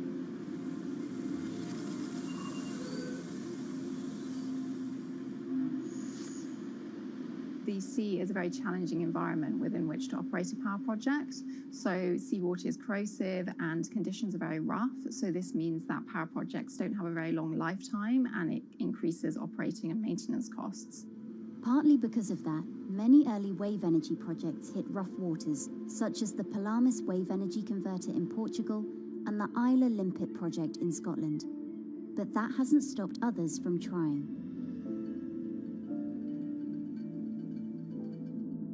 Companies are focused on testing projects out at sea, proving their durability, trying to raise capital and bring down cost. The sector hasn't really converged around one single technology design, and companies are kind of undecided about which design works best.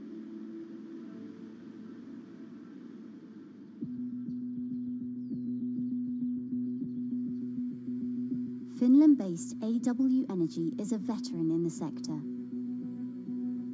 The first proof of concept of the company's device was made in the 90s after diver Rauno Koivusaari observed the strong back-and-forth movement of a hatch cover in a shipwreck in the Baltic Sea. The waves are generated far from the coastline, so the wind blows on the surface of the water, causing the water particles to rotate.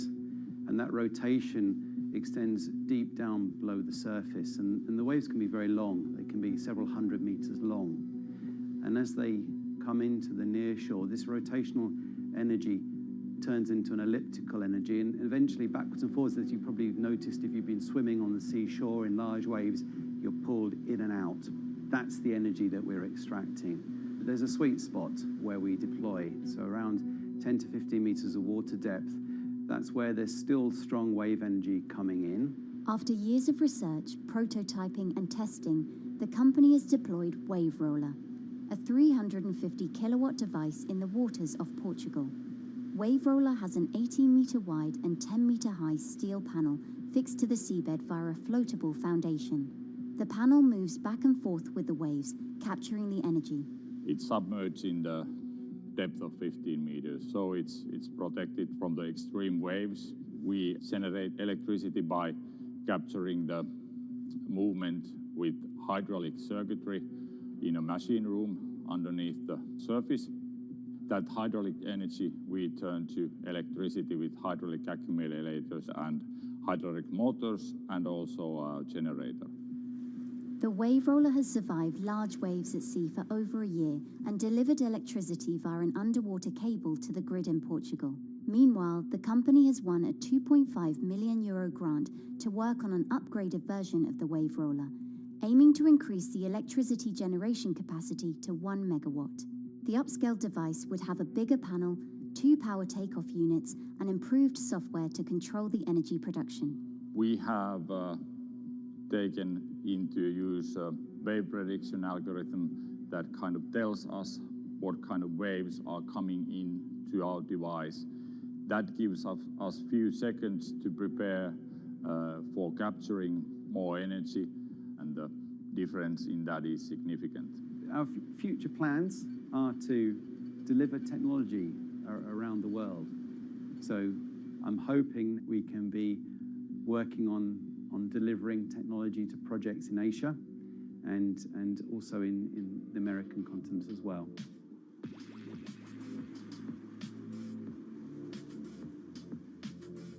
Meanwhile, Israeli company Eco Wave Power is taking a different approach to capturing the power of the ocean. For the company's founder, Ina Braverman, developing new sources of renewable energy is a personal mission. I was born in Ukraine in 1986, and 2 weeks after I was born, the Chernobyl nuclear reactor exploded, causing the largest in history nuclear disaster. I was one of the babies that got hurt from the negative effects of such explosion. I had a respiratory arrest and a clinical death. Luckily, my mother, a nurse, approached my crib on time and gave me a mouth-to-mouth resuscitation, which saved my life. I got a second chance in life and decided to do something good with it. Growing up, Ina wanted to be a politician to positively change the world. After working as a translator at a renewable energy company, she decided to change paths. Solar and wind energy were fully commercialized. There were a lot of amazing technologies implemented everywhere. I saw that wave energy, although it's an immense source of electricity, the biggest companies in the world are trying to develop wave energy with no success.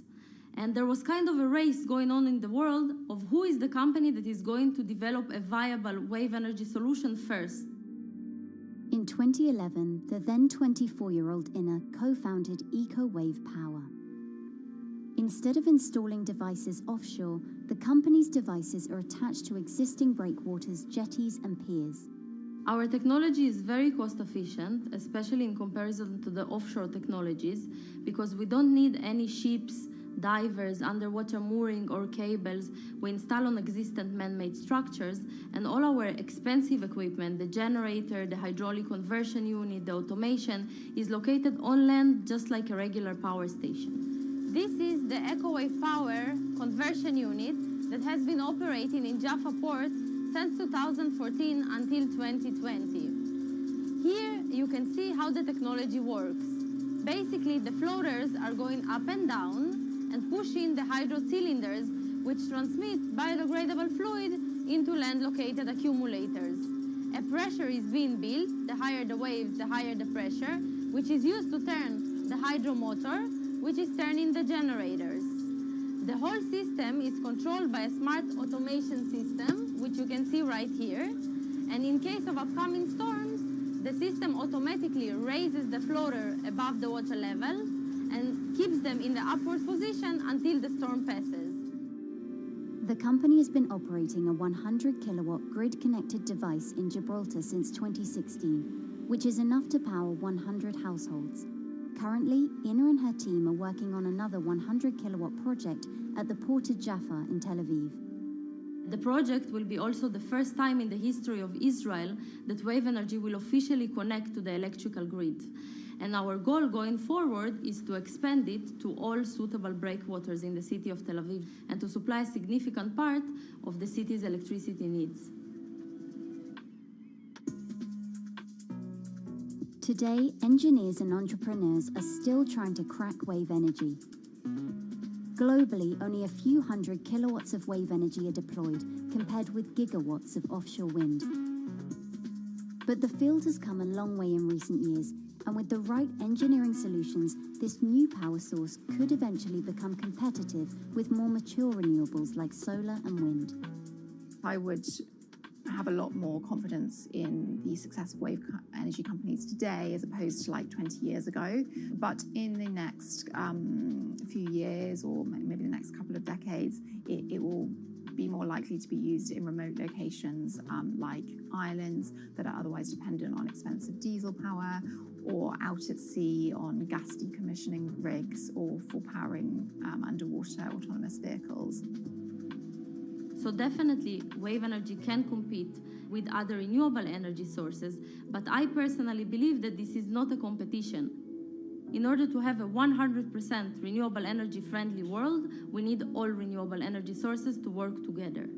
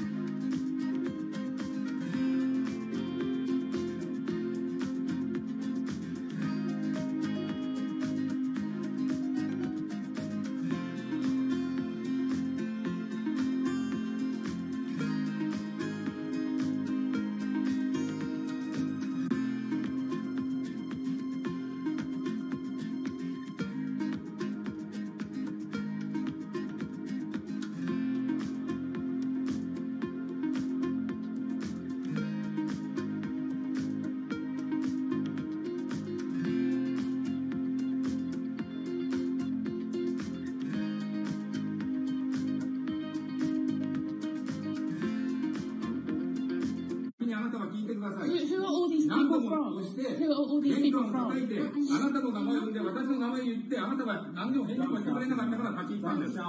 So can you please tell me? I'm not going to... please wait. You know, I've covered a lot of companies. I've covered a lot of Machiavellian companies where, you know, people play rough. I don't think I've ever seen anything on the scale of Nissan. He is making you, but you act from this side. I mean, it's corrupt. The system is... One of the most dramatic elements was Ravinder Passi's home being raided by court officials in Yokohama. You scared my wife.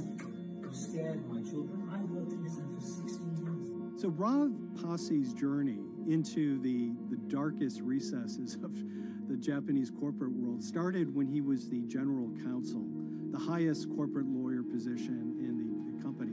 In the past few minutes, Nissan has revealed that its chairman has been arrested after allegations of serious misconduct. He was tasked with investigating Carlos Ghosn. And he was told, conduct an internal investigation and get to the heart of the matter. And then along the way, he started to notice serious conflicts of interest. He is one of the few people who knows an extreme amount of detail regarding the alleged crimes by Carlos Ghosn. And he's now ready to tell his own story on the record about some of the events that happened.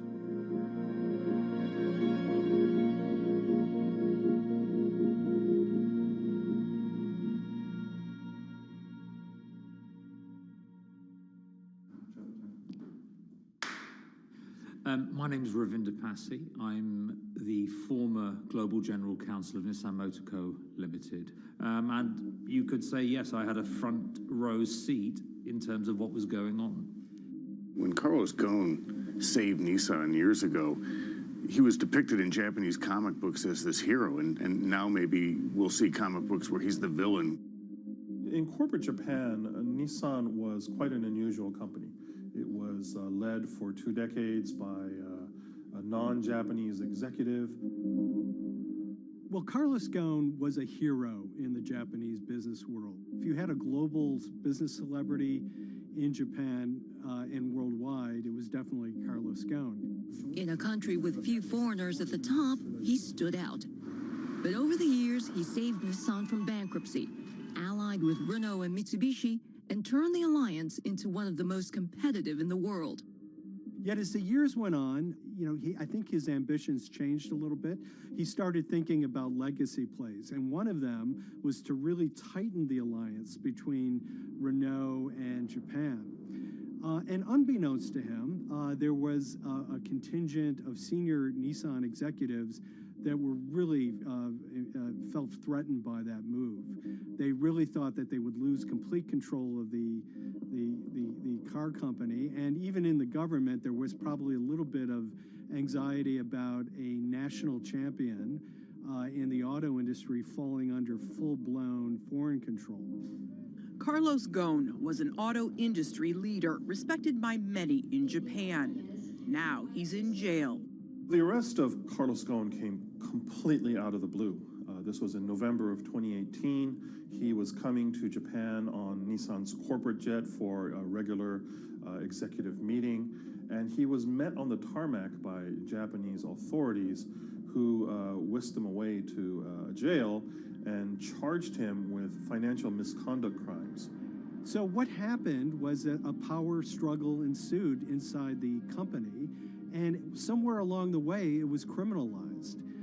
By that I mean that there were allegations leveled at Carlos Ghosn about the way he reported his pay to Japanese authorities, the way he handled money inside the company, that in other contexts might have been a board action, might have been handled internally. A number of executives at Nissan decided to take this difference and take it over to the Tokyo prosecutor's office, and that unleashed a chain of events that would shake the entire auto industry. So after Carlos Ghosn was arrested, Nissan launched an internal investigation into the events that led up to his arrest. So Rav Pasi was tasked with investigating Carlos Ghosn, and he was told, get to the heart of the matter, find out what Carlos Ghosn did wrong and bring it to our shareholders. It's really complicated because you had various things coming out of the weeds. 2018, the investigation has started, and we become aware of matters in terms of conflicts, actions by certain individuals that cause some concern because things might not quite be what they seem. So in our story, we really took a close look at Harinada and his role in Carlos Ghosn's downfall. Harinada is one of the most fascinating figures inside Nissan. He's also a lawyer. He's originally Malaysian. Hello, Mr. Hadi. And he had a meteoric rise through the company and became very, very close to Carlos Ghosn and other top figures. He had a front row seat at all the major strategic deliberations at the company. And when he discovered that Carlos Ghosn, as his final legacy play, was going to tighten the relationship between Renault and Nissan, he made a decision to go against Carlos Ghosn. And he became one of the key figures that decided that Carlos Ghosn had to go.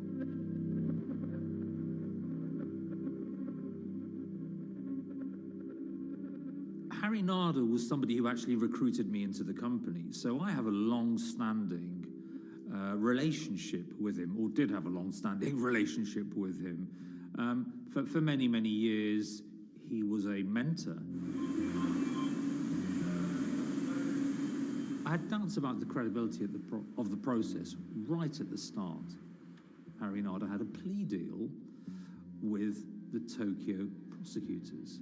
Now, that suggests he was intrinsically involved in some of the wrongdoing, or the allegations of wrongdoing, and it just didn't smell right, just doesn't sit right. So there was a basic conflict of interest. In other words, Harinada had to deliver results to Japanese prosecutors to avoid his own criminal liability, and he's accusing and leading the investigation of Carlos Ghosn.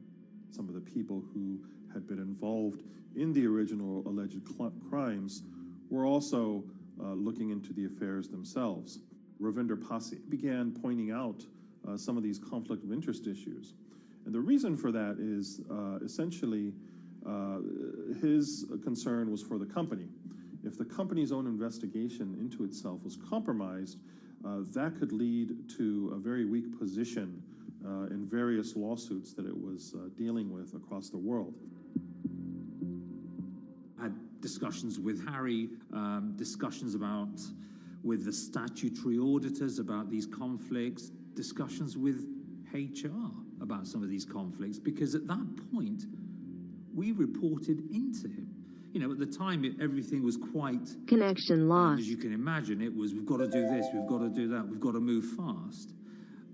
But when you step back and look at some of these things, you just think, my God, what was going on here? Because me, members of my team, were being placed in immediate danger. Your chairman's been arrested, a representative director's been arrested. They both happen to be foreigners. And then now what we need to do, we're being instructed to do, is certain compliance professionals need to go into properties in Brazil, for example, and retrieve evidence. They've got to do it very carefully, because if they don't do it carefully, they're going to get convicted of criminal activities. And likewise, when a team of lawyers were commissioned to go to Lebanon. I mean, one of my immediate concerns was, why are lawyers from Nissan being sent to go to Lebanon to retrieve evidence? These are just lawyers, they're corporate lawyers from Nissan. You had revelations that a number of executives had benefited from share appreciation rights when they shouldn't have. I mean, you know, substantive amounts of money being taken by these guys when they weren't entitled to take them. And you do think, yes, how is this going to look later on? It's going to look quite concerning. So that triggered for me the sort of assessment that, well, I'm going to have to do something, because up until this point, I haven't put down on paper these conflicts and these issues.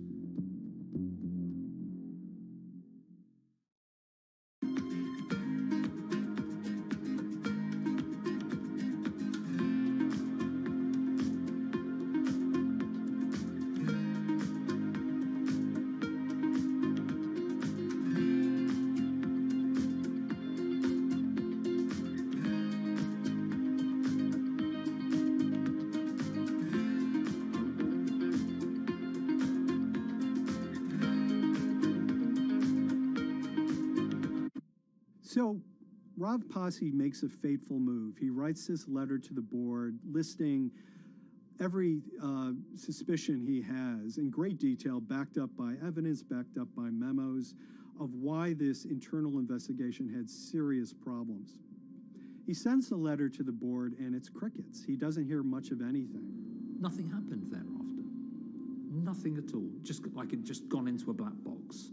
And he began to suspect that there was a desire, even at the highest level within Nissan, to kind of sweep these conflicts of interest under the rug. Unfortunately for me, I think, again, with hindsight, people must have thought that this is the nail that's sticking out, and we can't have this. Within 3 days of me submitting that to the board of directors, that letter to the independent board of directors, I was removed from the Ghosn Executive Conduct Matters. I was then told that I could not attend board meetings anymore. And up until that point, I had attended every single board meeting. I was then also told that after 8 years of being in Japan, I'd be going back to the UK. It eventually transpired that I'd be the VP of Projects and Transformation, managing a team of 3. So you can imagine what this feels like at this stage. Almost an arbitrary removal from Japan, where I've lived for 8 years, had 3 children there, my family has grown up, and we've been settled there, having a few months earlier been promoted to vice president at a global level, to being almost demoted. So Pasi was essentially being reassigned to get him as far away from the internal investigation as possible, and also to a certain extent in retaliation to some of the issues that he brought up regarding the internal investigation and Harinada. What happened to Rav Pasi can be seen as a series of corporate humiliations. I mean, first of all, his immediate responsibilities were taken away from him. Eventually, he lost, the coveted general counsel title. But it didn't stop there. Toward the end of his stay in Japan, Rav and his wife were convinced that they were being followed. During that period, I'd noticed that whilst driving my car, I'd have other cars following me. First time I noticed this was around mid-March, and I was driving, I can't remember where I was going, but this grey van, small van, just literally started following me. And I noticed that there was somebody in the car taking pictures. And lo and behold, we were absolutely being followed either by people on foot or other individuals, 2 or 3, normally 2 burly men in a car, different cars at different times, following us around. They were following the family as well. And, given I'd seen the Nissan security department behave in a very, very egregious manner with others in terms of following and surveilling, I was very concerned as to what they were doing and who they were giving this information to. Because if they're giving this information to the authorities, you do think, why?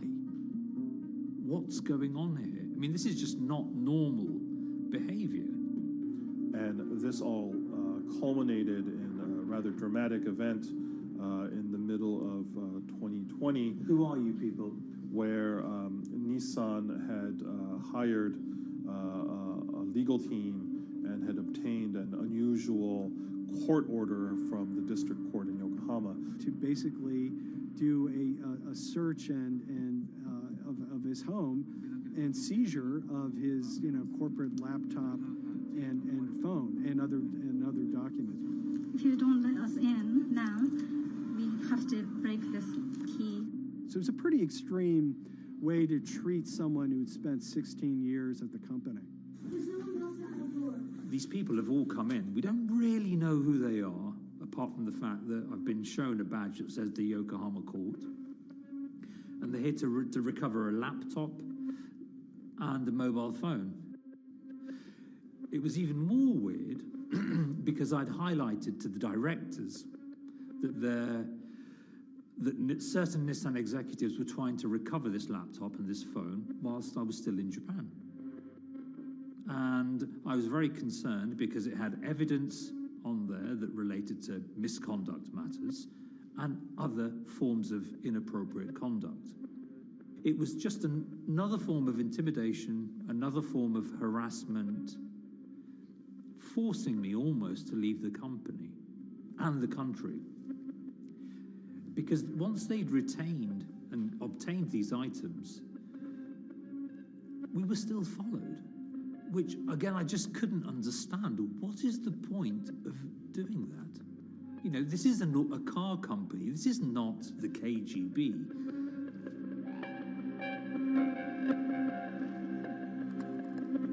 I think it's fair to say that Rav Pasi didn't have full battlefield awareness of all the intrigue going on at Nissan. I mean, Hari Nada is interesting because he's both charismatic and charming, and one of the most brutal corporate infighters one could ever run across. This is a confidential company email, right? You should not have this.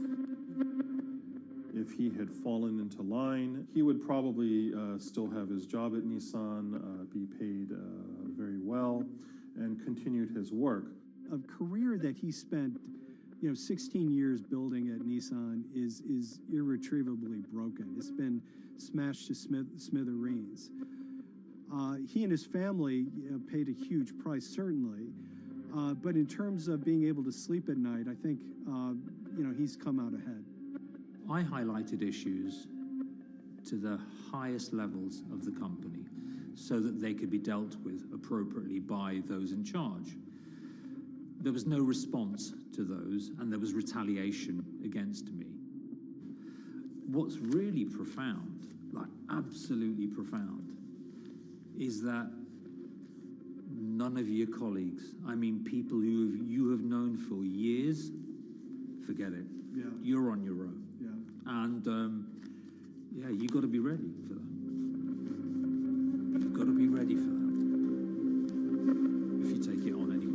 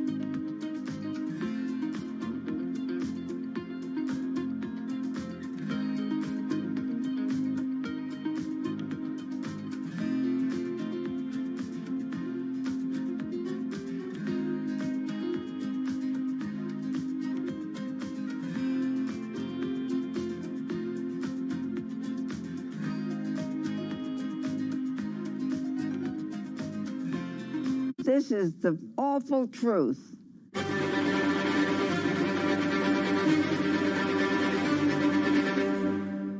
There's always someone in the family that's pushing it.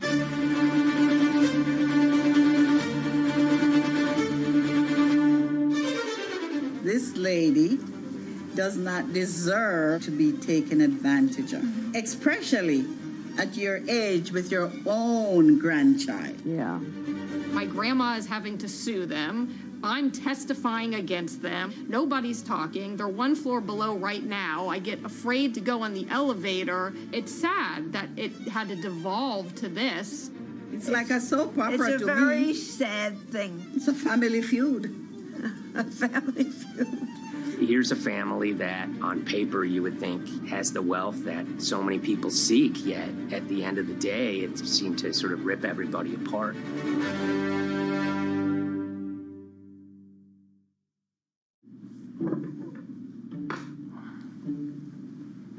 My name's Tom Schoenberg. I'm a senior reporter here at Bloomberg News, cover financial enforcement. I was approached by someone close to the Schottenstein family and asked whether or not I would be interested in writing about Beverly Schottenstein and this case that she had against JP Morgan. And it was immediately clear that there was a great story here to be told. So I started just, assembling all sorts of documents that the family made available to me. That included a diary that Beverly had begun writing when she started having suspicions about what was actually going on with her money. Beverly obtained her wealth from the Schottenstein kind of retail empire that has at times included Big Lots, Value City, American Eagle Outfitters, DSW Shoes. Beverly's husband died, and at which point they sold off their portion of the company, bringing them an enormous amount of wealth at around 1990. Estimates of her wealth were around $90 million. She, for many years, had that pool of money being managed by outside advisors. Her grandsons in the late 2000s had both graduated and were becoming financial advisors. She gave them a little bit to work with, and over time, her grandson, Evan, became the trustee of her entire estate. Managing sort of family money is not a conflict. In fact, some ways in wealth management, it's kind of how you get your start. It's kind of the seed that you need to sort of get going in the business. But Beverly started having suspicions that something was wrong probably in around 2016. Well, there were suspicious things, but taken separately without everyone talking about their own experiences, it was hard to really put it together. She had written a check to her caretaker, Dawn, that bounced. So she went down to her local Chase branch to sort of find out what was going on. She wasn't getting paper statements in the mail, so she asked them to print out a number of her statements having to do with her checking account and her credit card account. So we went to the bank and asked for the statements. And she got a whole year and going through all of them, page by page by page. And it was there she saw all sorts of charges that she said she didn't authorize or didn't know about. I was becoming very, very suspicious. I was starting to look in the money part, and that's what bothered me more when I saw that money was going, and I was not a big spender. Around the same time, Dawn, she starts noticing Beverly's son, who lived in the condominium below her, came up with Evan with a shredder and started grabbing papers in her office area, including some with JP Morgan letterhead, and just started sitting at the kitchen table just shredding documents over and over. Yeah, they came in one morning. They used to do it in the back. Through the back door, and they brought the shredder inside. And then they went in the drawers in the office and took out all the papers, and they started doing it. I was very suspicious because I know you don't go around and destroying papers. Beverly said that they had done this many times before. That's when she said to me, Dawn, I'm going to write my feelings in this black book. Diary. And it's a diary, and she started writing. Each day she would write a little at a time. Around the holidays of 2018, a package had arrived, a FedEx package, and in it were materials about a venture capital fund based out of the Cayman Islands. Dawn and some other family members take a look at this, and they see that Beverly is signed up for this fund to the tune of $5 million over the course of several years. And that was really the beginning of it. That was sort of the tip of the iceberg when it became obvious that something was going on, that my grandmother really wasn't aware of this fund.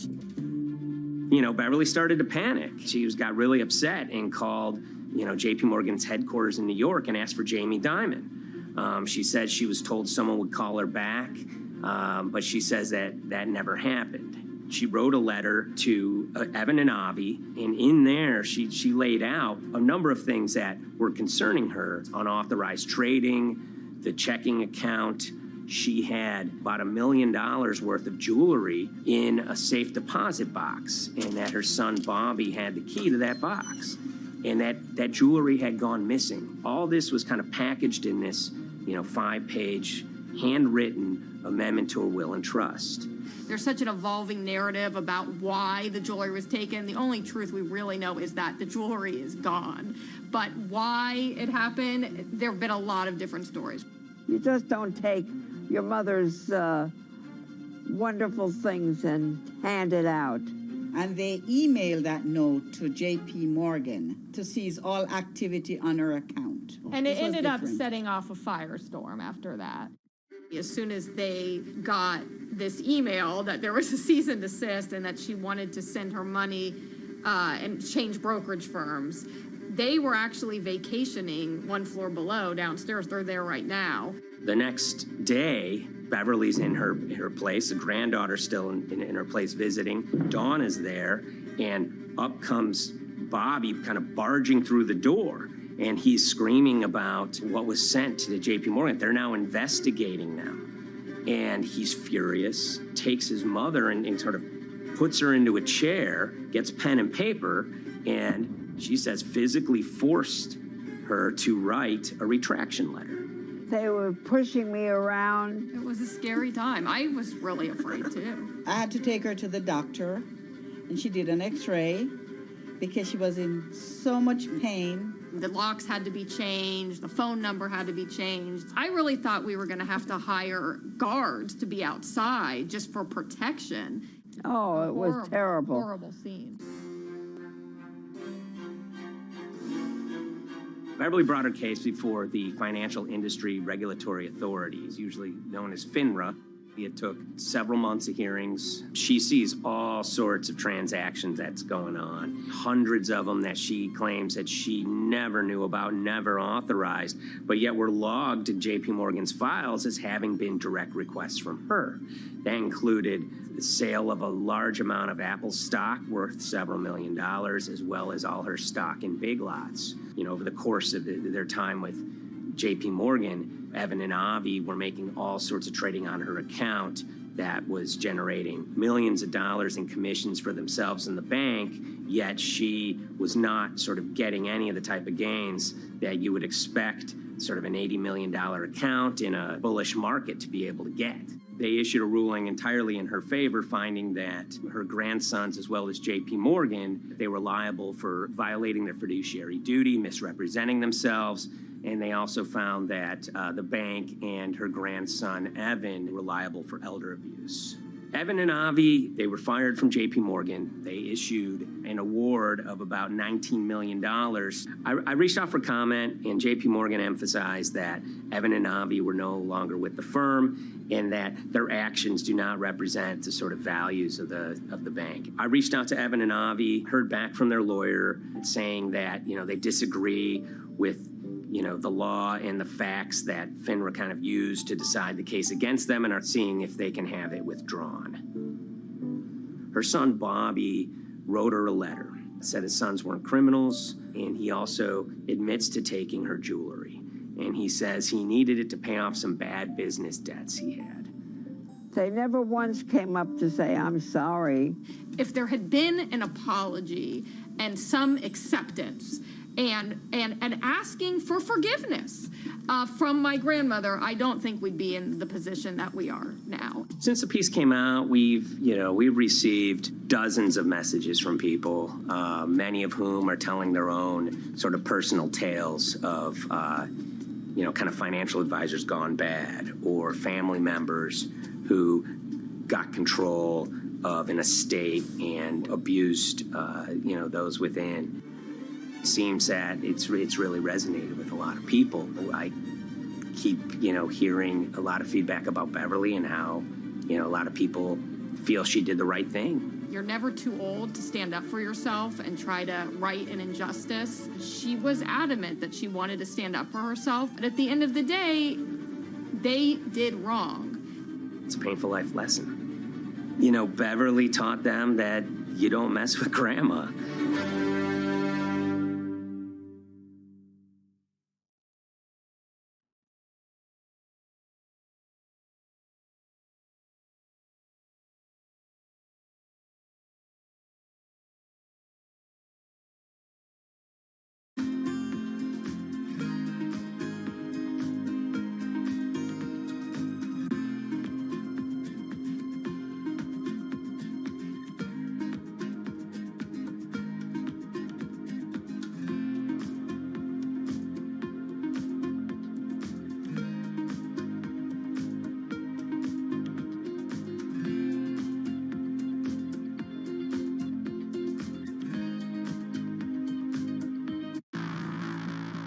On April 20th, oil markets did something they never had before, and they crashed, went into negative territory and closed the day at minus $40. Meanwhile, in a place called Thaden Boyce in Essex, a group of 9 traders, led by a guy called Cuddles, made $660 million over the course of a couple of hours. The price of oil has collapsed to a record low. We've never really seen anything like it. WTI this morning down more than 35%. People maybe wouldn't have been so surprised if the oil price had fallen to zero, but the oil price went to minus 38. It went far lower than anyone had expected. And so lots of people in the market were saying, well, hang on, something else is going on here. A couple of months later, I started to get wind through a kind of network of sources that a tiny firm in the outskirts of London had made a huge amount of money that day and potentially had some part to play in what happened. The information we got was that 9 traders at Vega Capital London had made in the region of $660 million in one day. As a group, I think they made as much money in one day as Apple makes from its international sales in one day. I mean, it's an insane sum of money. Did they pull off a fantastic trade? Did they predict the way the market was moving and get it absolutely right? Or was there something else going on, and had they actually done something that breached market rules in a bid to sort of push the market? And that investigation is ongoing.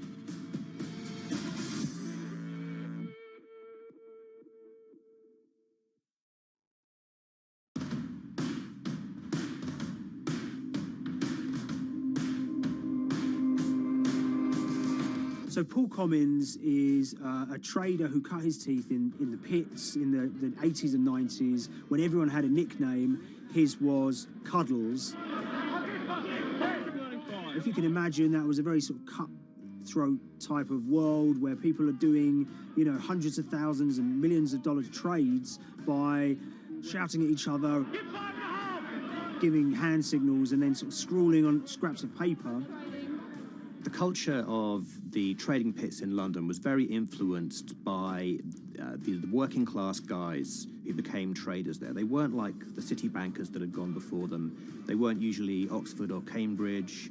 They didn't wear Savile Row suits. They were ordinary working guys who happened to have a talent for trading. And a lot of them came from Essex. I think it was 400 traders in the pits, and Cuddles in his oil and gas pit was described to us as amongst the top 3.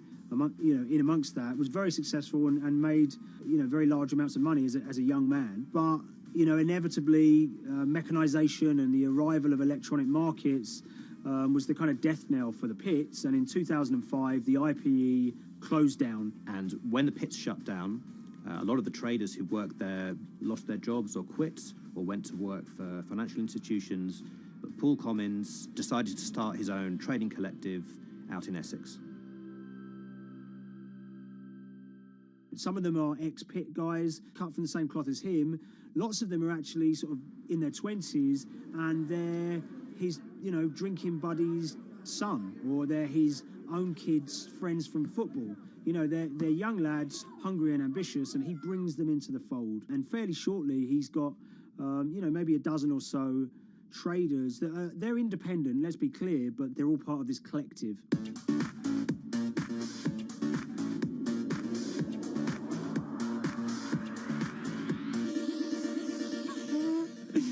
Yeah, I'll let Liam deal with Essex. I am from Essex, so I feel like I'm free to, to get into this. Sweet, as they say. If you were to ask someone in Britain how they would imagine a kind of Essex person, they would see someone who's maybe slightly flamboyant, with a sort of Cockney accent, a sort of Guy Ritchie-style accent. Not afraid to splash the cash, but it's probably pretty bright and has done well for themselves. Don't even make sense, does it? But, these guys, they drove around very nice Rolls Royces and Bentleys. They went to places like Marbella on holiday. Thaden Boyce is a very wealthy place. You have to have considerable income to be able to afford to live in that village. It's a really nice place to live, and it's 20 minutes tube ride away from the city. Earlier in the summer, we have this lead, which is that there's this tiny firm called Vega Capital London, and they were the biggest winners from the biggest oil crash in history. Anyone that covers markets is going to be surprised about that. You're thinking your BPs of the world or your Glencores, but it's this tiny firm. And one of the big challenges that we had was actually finding out who worked with Vega Capital. It wasn't immediately obvious, and at first we had absolutely no idea. If you go to the Vega Capital website, it says it's under construction. If you do basic online searching, it's very difficult to find anyone who's publicly connected to the company. So inevitably, we're incredibly curious at this point. Like, who the hell are these people? The more reporting we did, the more it became clear that this group were connected socially as well as professionally. They went to weddings together, they played golf together, they would go on holiday together. We found out that a number of them were members of the West Ham Supporters Club in London. A few of them started companies together, so you could see all the connections between them and start to see a distinct group emerging. And it really just was this kind of shock that, this wasn't just like a hedge fund or a firm you'd never heard of. This was actually a group of buddies who all had the same experience on this day and had all made a huge amount of money. So if you're an oil trader, there's a number of different ways you can trade, and probably the most popular is WTI futures contracts. And it's basically a contract that says, I'm going to buy 1,000 barrels of oil from you at this point in the future, or I'm going to sell 1,000 barrels of oil to you at this point in the future. It's actually just a financial contract to gamble on to predict whether oil is going to go up or down. On the 20th of April in Essex, there had been signals for a while that this was going to be an exceptional day in oil markets. And we know that some of them arose early and started their trading in the early hours of the morning while it was still dark outside. Essentially what they were doing is buying contracts that gave them an obligation to buy oil at whatever the price ended up at 2:30 p.m. So they're basically placing a bet that oil was going to fall throughout the day. But they're simultaneously selling lots of oil as well. And whether they make a profit and how much profit they make is the difference between what they buy the oil for and what they sell the oil for. Now, of course, we now know throughout April 20th, the price dropped and dropped. So this is going very well for them. They are committed to selling oil at these prices, and the prices are continuing to fall, which means they're going to be able to offset it and buy oil at cheaper at the end of the day. Now, once it gets to kind of 1:30, 2 p.m., that's when things start to get really interesting. Suddenly there's a kind of influx of buyers and sellers, as desperation increases in the market and trading volumes go up. Now at 2:08 p.m. exactly, something bizarre and unprecedented happened, which is that oil passes into negative territory. And it fell to a record level of minus $38. We've never seen anything like it, period, in terms of the contraction of the global economy. That huge gulf between what they were buying the oil for and what they were selling it for enabled them to make more money than they ever thought possible. So their profit was the difference between minus 37 and all of these positive numbers on every contract they sold. The price of crude briefly hit minus $37 a barrel. For one group of traders operating from a small office, it was a very, very profitable day. It's important to remember this had never happened before in the history of oil trading. No one could have predicted it. I can't think of another example of where you enter a trade and you get paid on both sides. You get paid both to sell and to buy. It's unthinkable. One thing we know about the Cuddles Trading Arcade is that they were very comfortable taking large risks. And, you have to be clear, this was a large risk. Yeah, we spoke to oil traders, both people that know these guys and people that don't, and they all say that this is, incredibly risky. And that's actually what stops a lot of oil traders doing trading like this. They simply aren't willing to stomach the risk. But Cuddles and his friends were. So when the kind of final calculations came down, the group of the 9 most profitable traders made $660 million or thereabouts between them. I mean, if you can imagine, I think 3 or 4 of them made in excess of 100 million each. One of the astonishing things about this trade is that 2 of the individuals who made more than $100 million in a single day were in their 20s. One of them was 22 years old. Only a few years earlier, he'd been posting on his social media about doing teenage stuff with his mates in town and going to see girls and rap music. And here he is a few years later making $100 million in a single day's trading. When me and Liam discovered that, we couldn't believe it. We couldn't believe what we were seeing.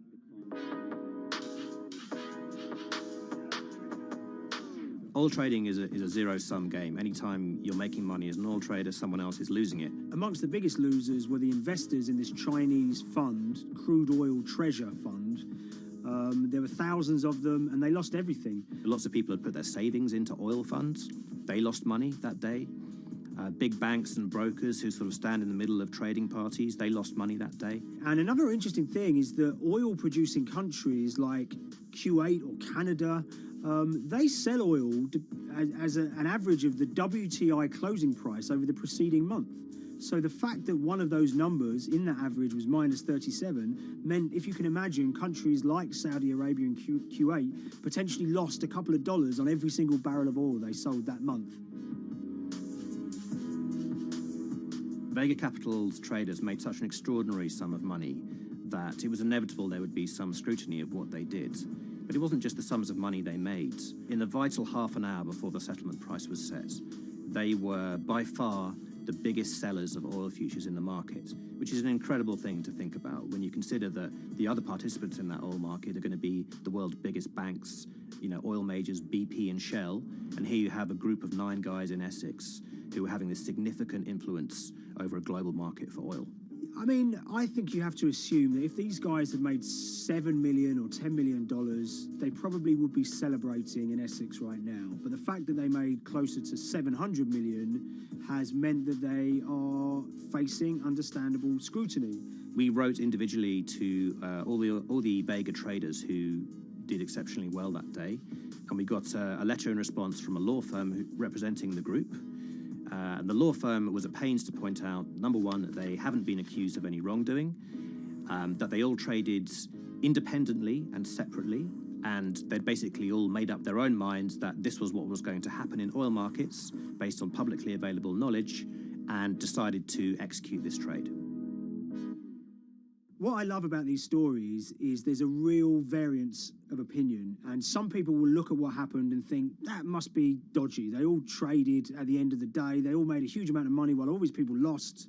That's shocking. But lots of people say these guys are at acute disadvantage. They're in a market that's inhabited by, huge technology-driven funds and firms and oil giants that have got all the advantages in the world, and when you get a bunch of Essex geezers who essentially beat the market and find a way to make a huge amount of money, they should get a pat on the back, really, because that's the dream. Since this happened, a lot of the guys have stopped trading the monthly settlements that they'd done so well at in the past. Several of them have set up new companies. They've essentially gone very quiet. Any kind of social media presence they had has kind of closed down. By all accounts, they're, waiting this out. It's certainly too early to try and predict how the regulatory investigations are going to pan out. We just don't know. There's a number of potential outcomes for these guys.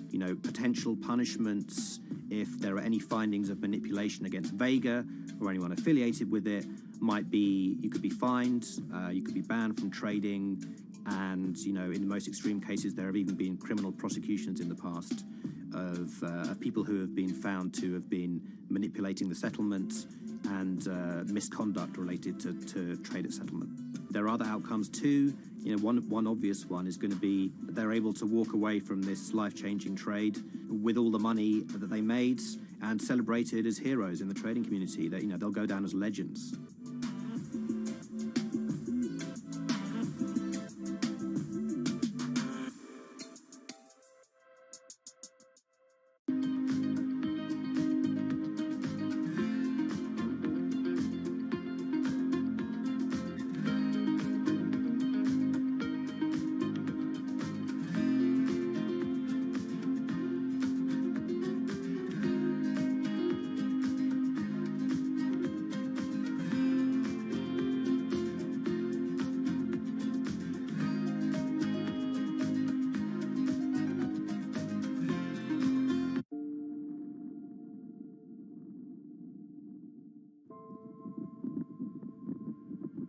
It's very important, given the nature of the climate crisis right now, for the general public to have an understanding of what progress is or is not actually happening. And I think many readers right now, they'll see these hundreds and hundreds of companies making these big, bold climate claims.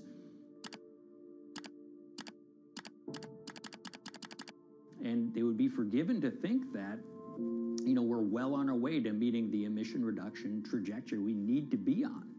And the reality of the matter is we're just not on that trajectory. And a key reason for this sort of disconnect is the use of offsets that aren't doing what they claim to be doing. We have a massive potential for sort of willful blindness. We can convince ourselves of things regardless of what the facts are. And so that's what tends to happen in these cases. It's not that anybody is setting out to commit climate fraud. They sort of walk themselves into a situation and they convince themselves of one thing, and that allows them to convince themselves of another thing. But at the end of the day, they're doing something that makes no sense at all.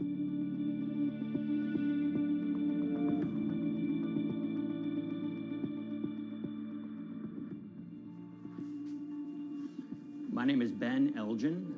I wrote the story about how the billion-dollar market for carbon offsets is setting back the fight against climate change. So one of the challenges in reporting on carbon offsets and trying to figure out what's going on is really finding good experts who have been steeped in this marketplace and are willing to candidly talk about it. One of the best people for this is a fellow named Mark Trexler, and I've been talking to him for more than a decade. My name is Mark Trexler. I've worked in climate change for the last 30 years. I was actually hired by the World Resources Institute in Washington to work on the first carbon offset project in 1988. In terms of defining a carbon offset, one of the beauties, so to speak, of greenhouse gases, sort of the silver lining of greenhouse gases, when you put up a molecule of CO2 into the atmosphere, it can be anywhere in the planet in 7 days. And therefore, if there's an option to reduce emissions on the other side of the planet, and you can do that very cheaply as compared to doing it in your factory, for example, then why not pay that person, that factory on the other side of the planet to reduce their emissions? Then you are, in a sense, offsetting your emissions, and the atmosphere doesn't really see your emissions anymore.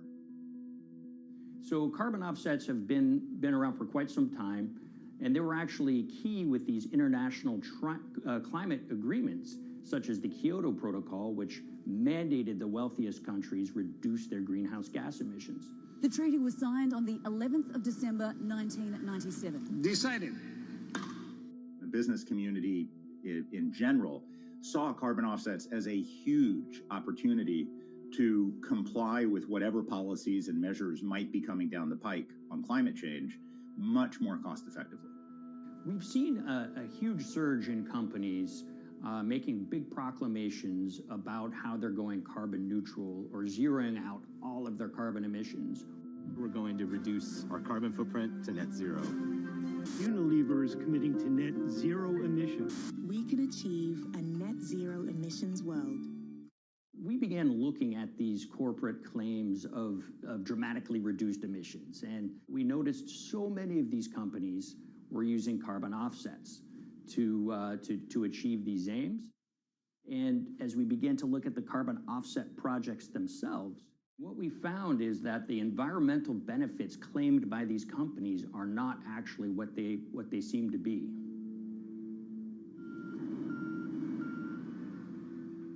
And as we sort of saw and spotted a number of these very aggressive carbon offset projects, which appeared to be generating inflated credits or bogus credits, we saw a number of them were associated with the Nature Conservancy. This surprised us. The Nature Conservancy is the world's biggest environmental group. They have about $1 billion a year in revenues, and they've been around for 7 decades. They've preserved about 125 million acres of land, and they've done so many good works over the years, and they've been very strong in terms of working with corporate partners. The Nature Conservancy has taken a different approach, a very pragmatic and pro-business approach. They will not go out and criticize a big polluter, but they're very happy to work with them. Some might say that, well, that's selling out, but others would say, and those at the Nature Conservancy would say, these companies have deep pockets. They can help fund important preservation work, and we have absolutely no problem working with them on this stuff. So companies are very warm, and they've partnered with the Nature Conservancy for many years. And yeah, it definitely lends a sheen of credibility to these projects. Here's 20 new reasons to visit Disney World this year.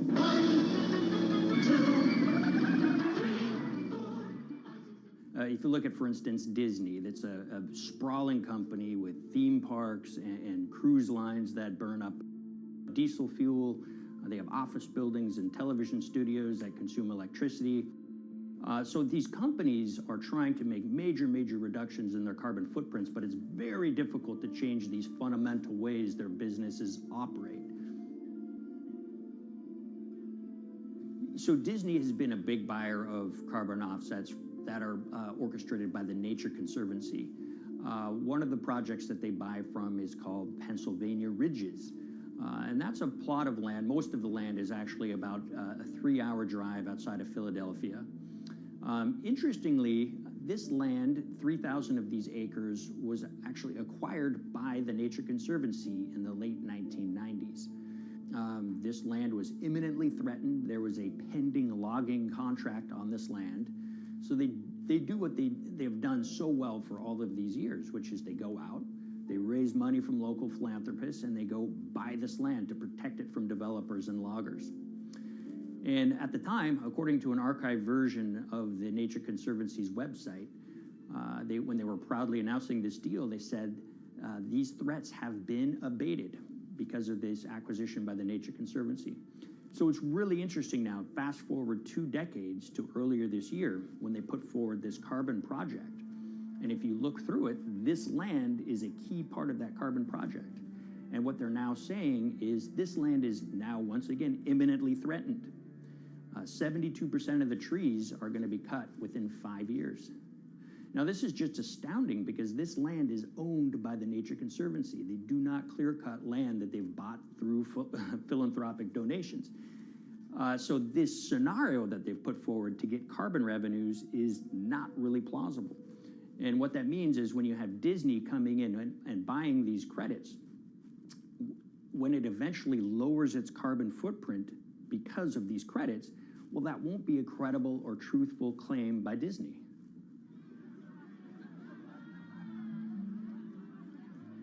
So this is an organization that truly understands the threat of the issue of climate change and is wanting to do its part to address this.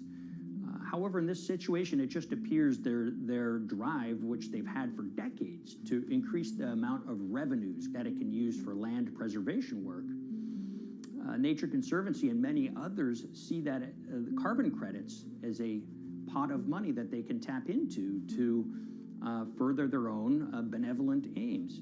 But unfortunately, what this has resulted in is claims of climate progress that just aren't really happening. So the Nature Conservancy defends vigorously these deals, and they and others will say, look, our projects are just following the rules that these registries set up. So some would also put some of the blame on the registries themselves because they're setting up the rules which allow these vapid projects to get up and sold. So we've reached out to all of the companies we mentioned in this story, including Disney. They didn't want to be interviewed for this story, but they all told us that, look, we have to rely on the experts out there, and those experts, they say, are these carbon registries that have been set up. Most of these Nature Conservancy deals are set up and sold on this exchange. It's called the American Carbon Registry. Now, it's the oldest of these registries that allow voluntary carbon credits to be sold. They've been around since 1996. What these offset registries do is they set up rules, and any carbon offset project has to follow those rules. But there's this tension that's always there. If the rules are too strict, then it's going to be very hard for carbon offset projects to get up and running. So there's this balance going on where the registries want rules that attract projects, but they don't want it to be so strict where it will disincentivize projects from getting listed. One of the challenges with designing carbon offset systems is that there are normally two people at the table. You have buyers and you have sellers. And to some extent, you have policymakers, but you know, the buyers and the sellers are really the ones with the expertise, with the incentive to really participate hard, make a lot of things happen. And the challenge there is that both of them sort of want the same thing, or they're both happy with the same thing. They're happy with low-cost offsets and a lot of them, because that works for their business model. You end up, though, with nobody really representing the atmosphere, so to speak. Nobody's really representing the climate in those discussions. And so the policies end up biasing the whole system. And you end up in sort of a race to the bottom. And that's what we've seen happen.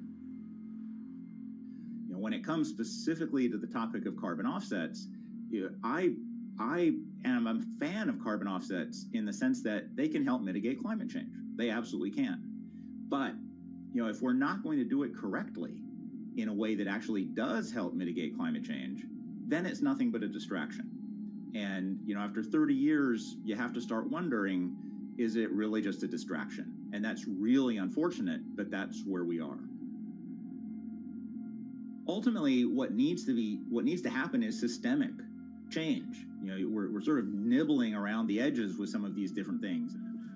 We need to change how we produce energy. We need to change how we transport ourselves. We need to change what and how we eat. You know, we need systemic change associated with transitioning to a low carbon economy. A lot of what we're doing today is not promoting systemic change. It's sort of trying to stick your thumb in the dike to preserve the current system. And at the end of the day, that can't really work.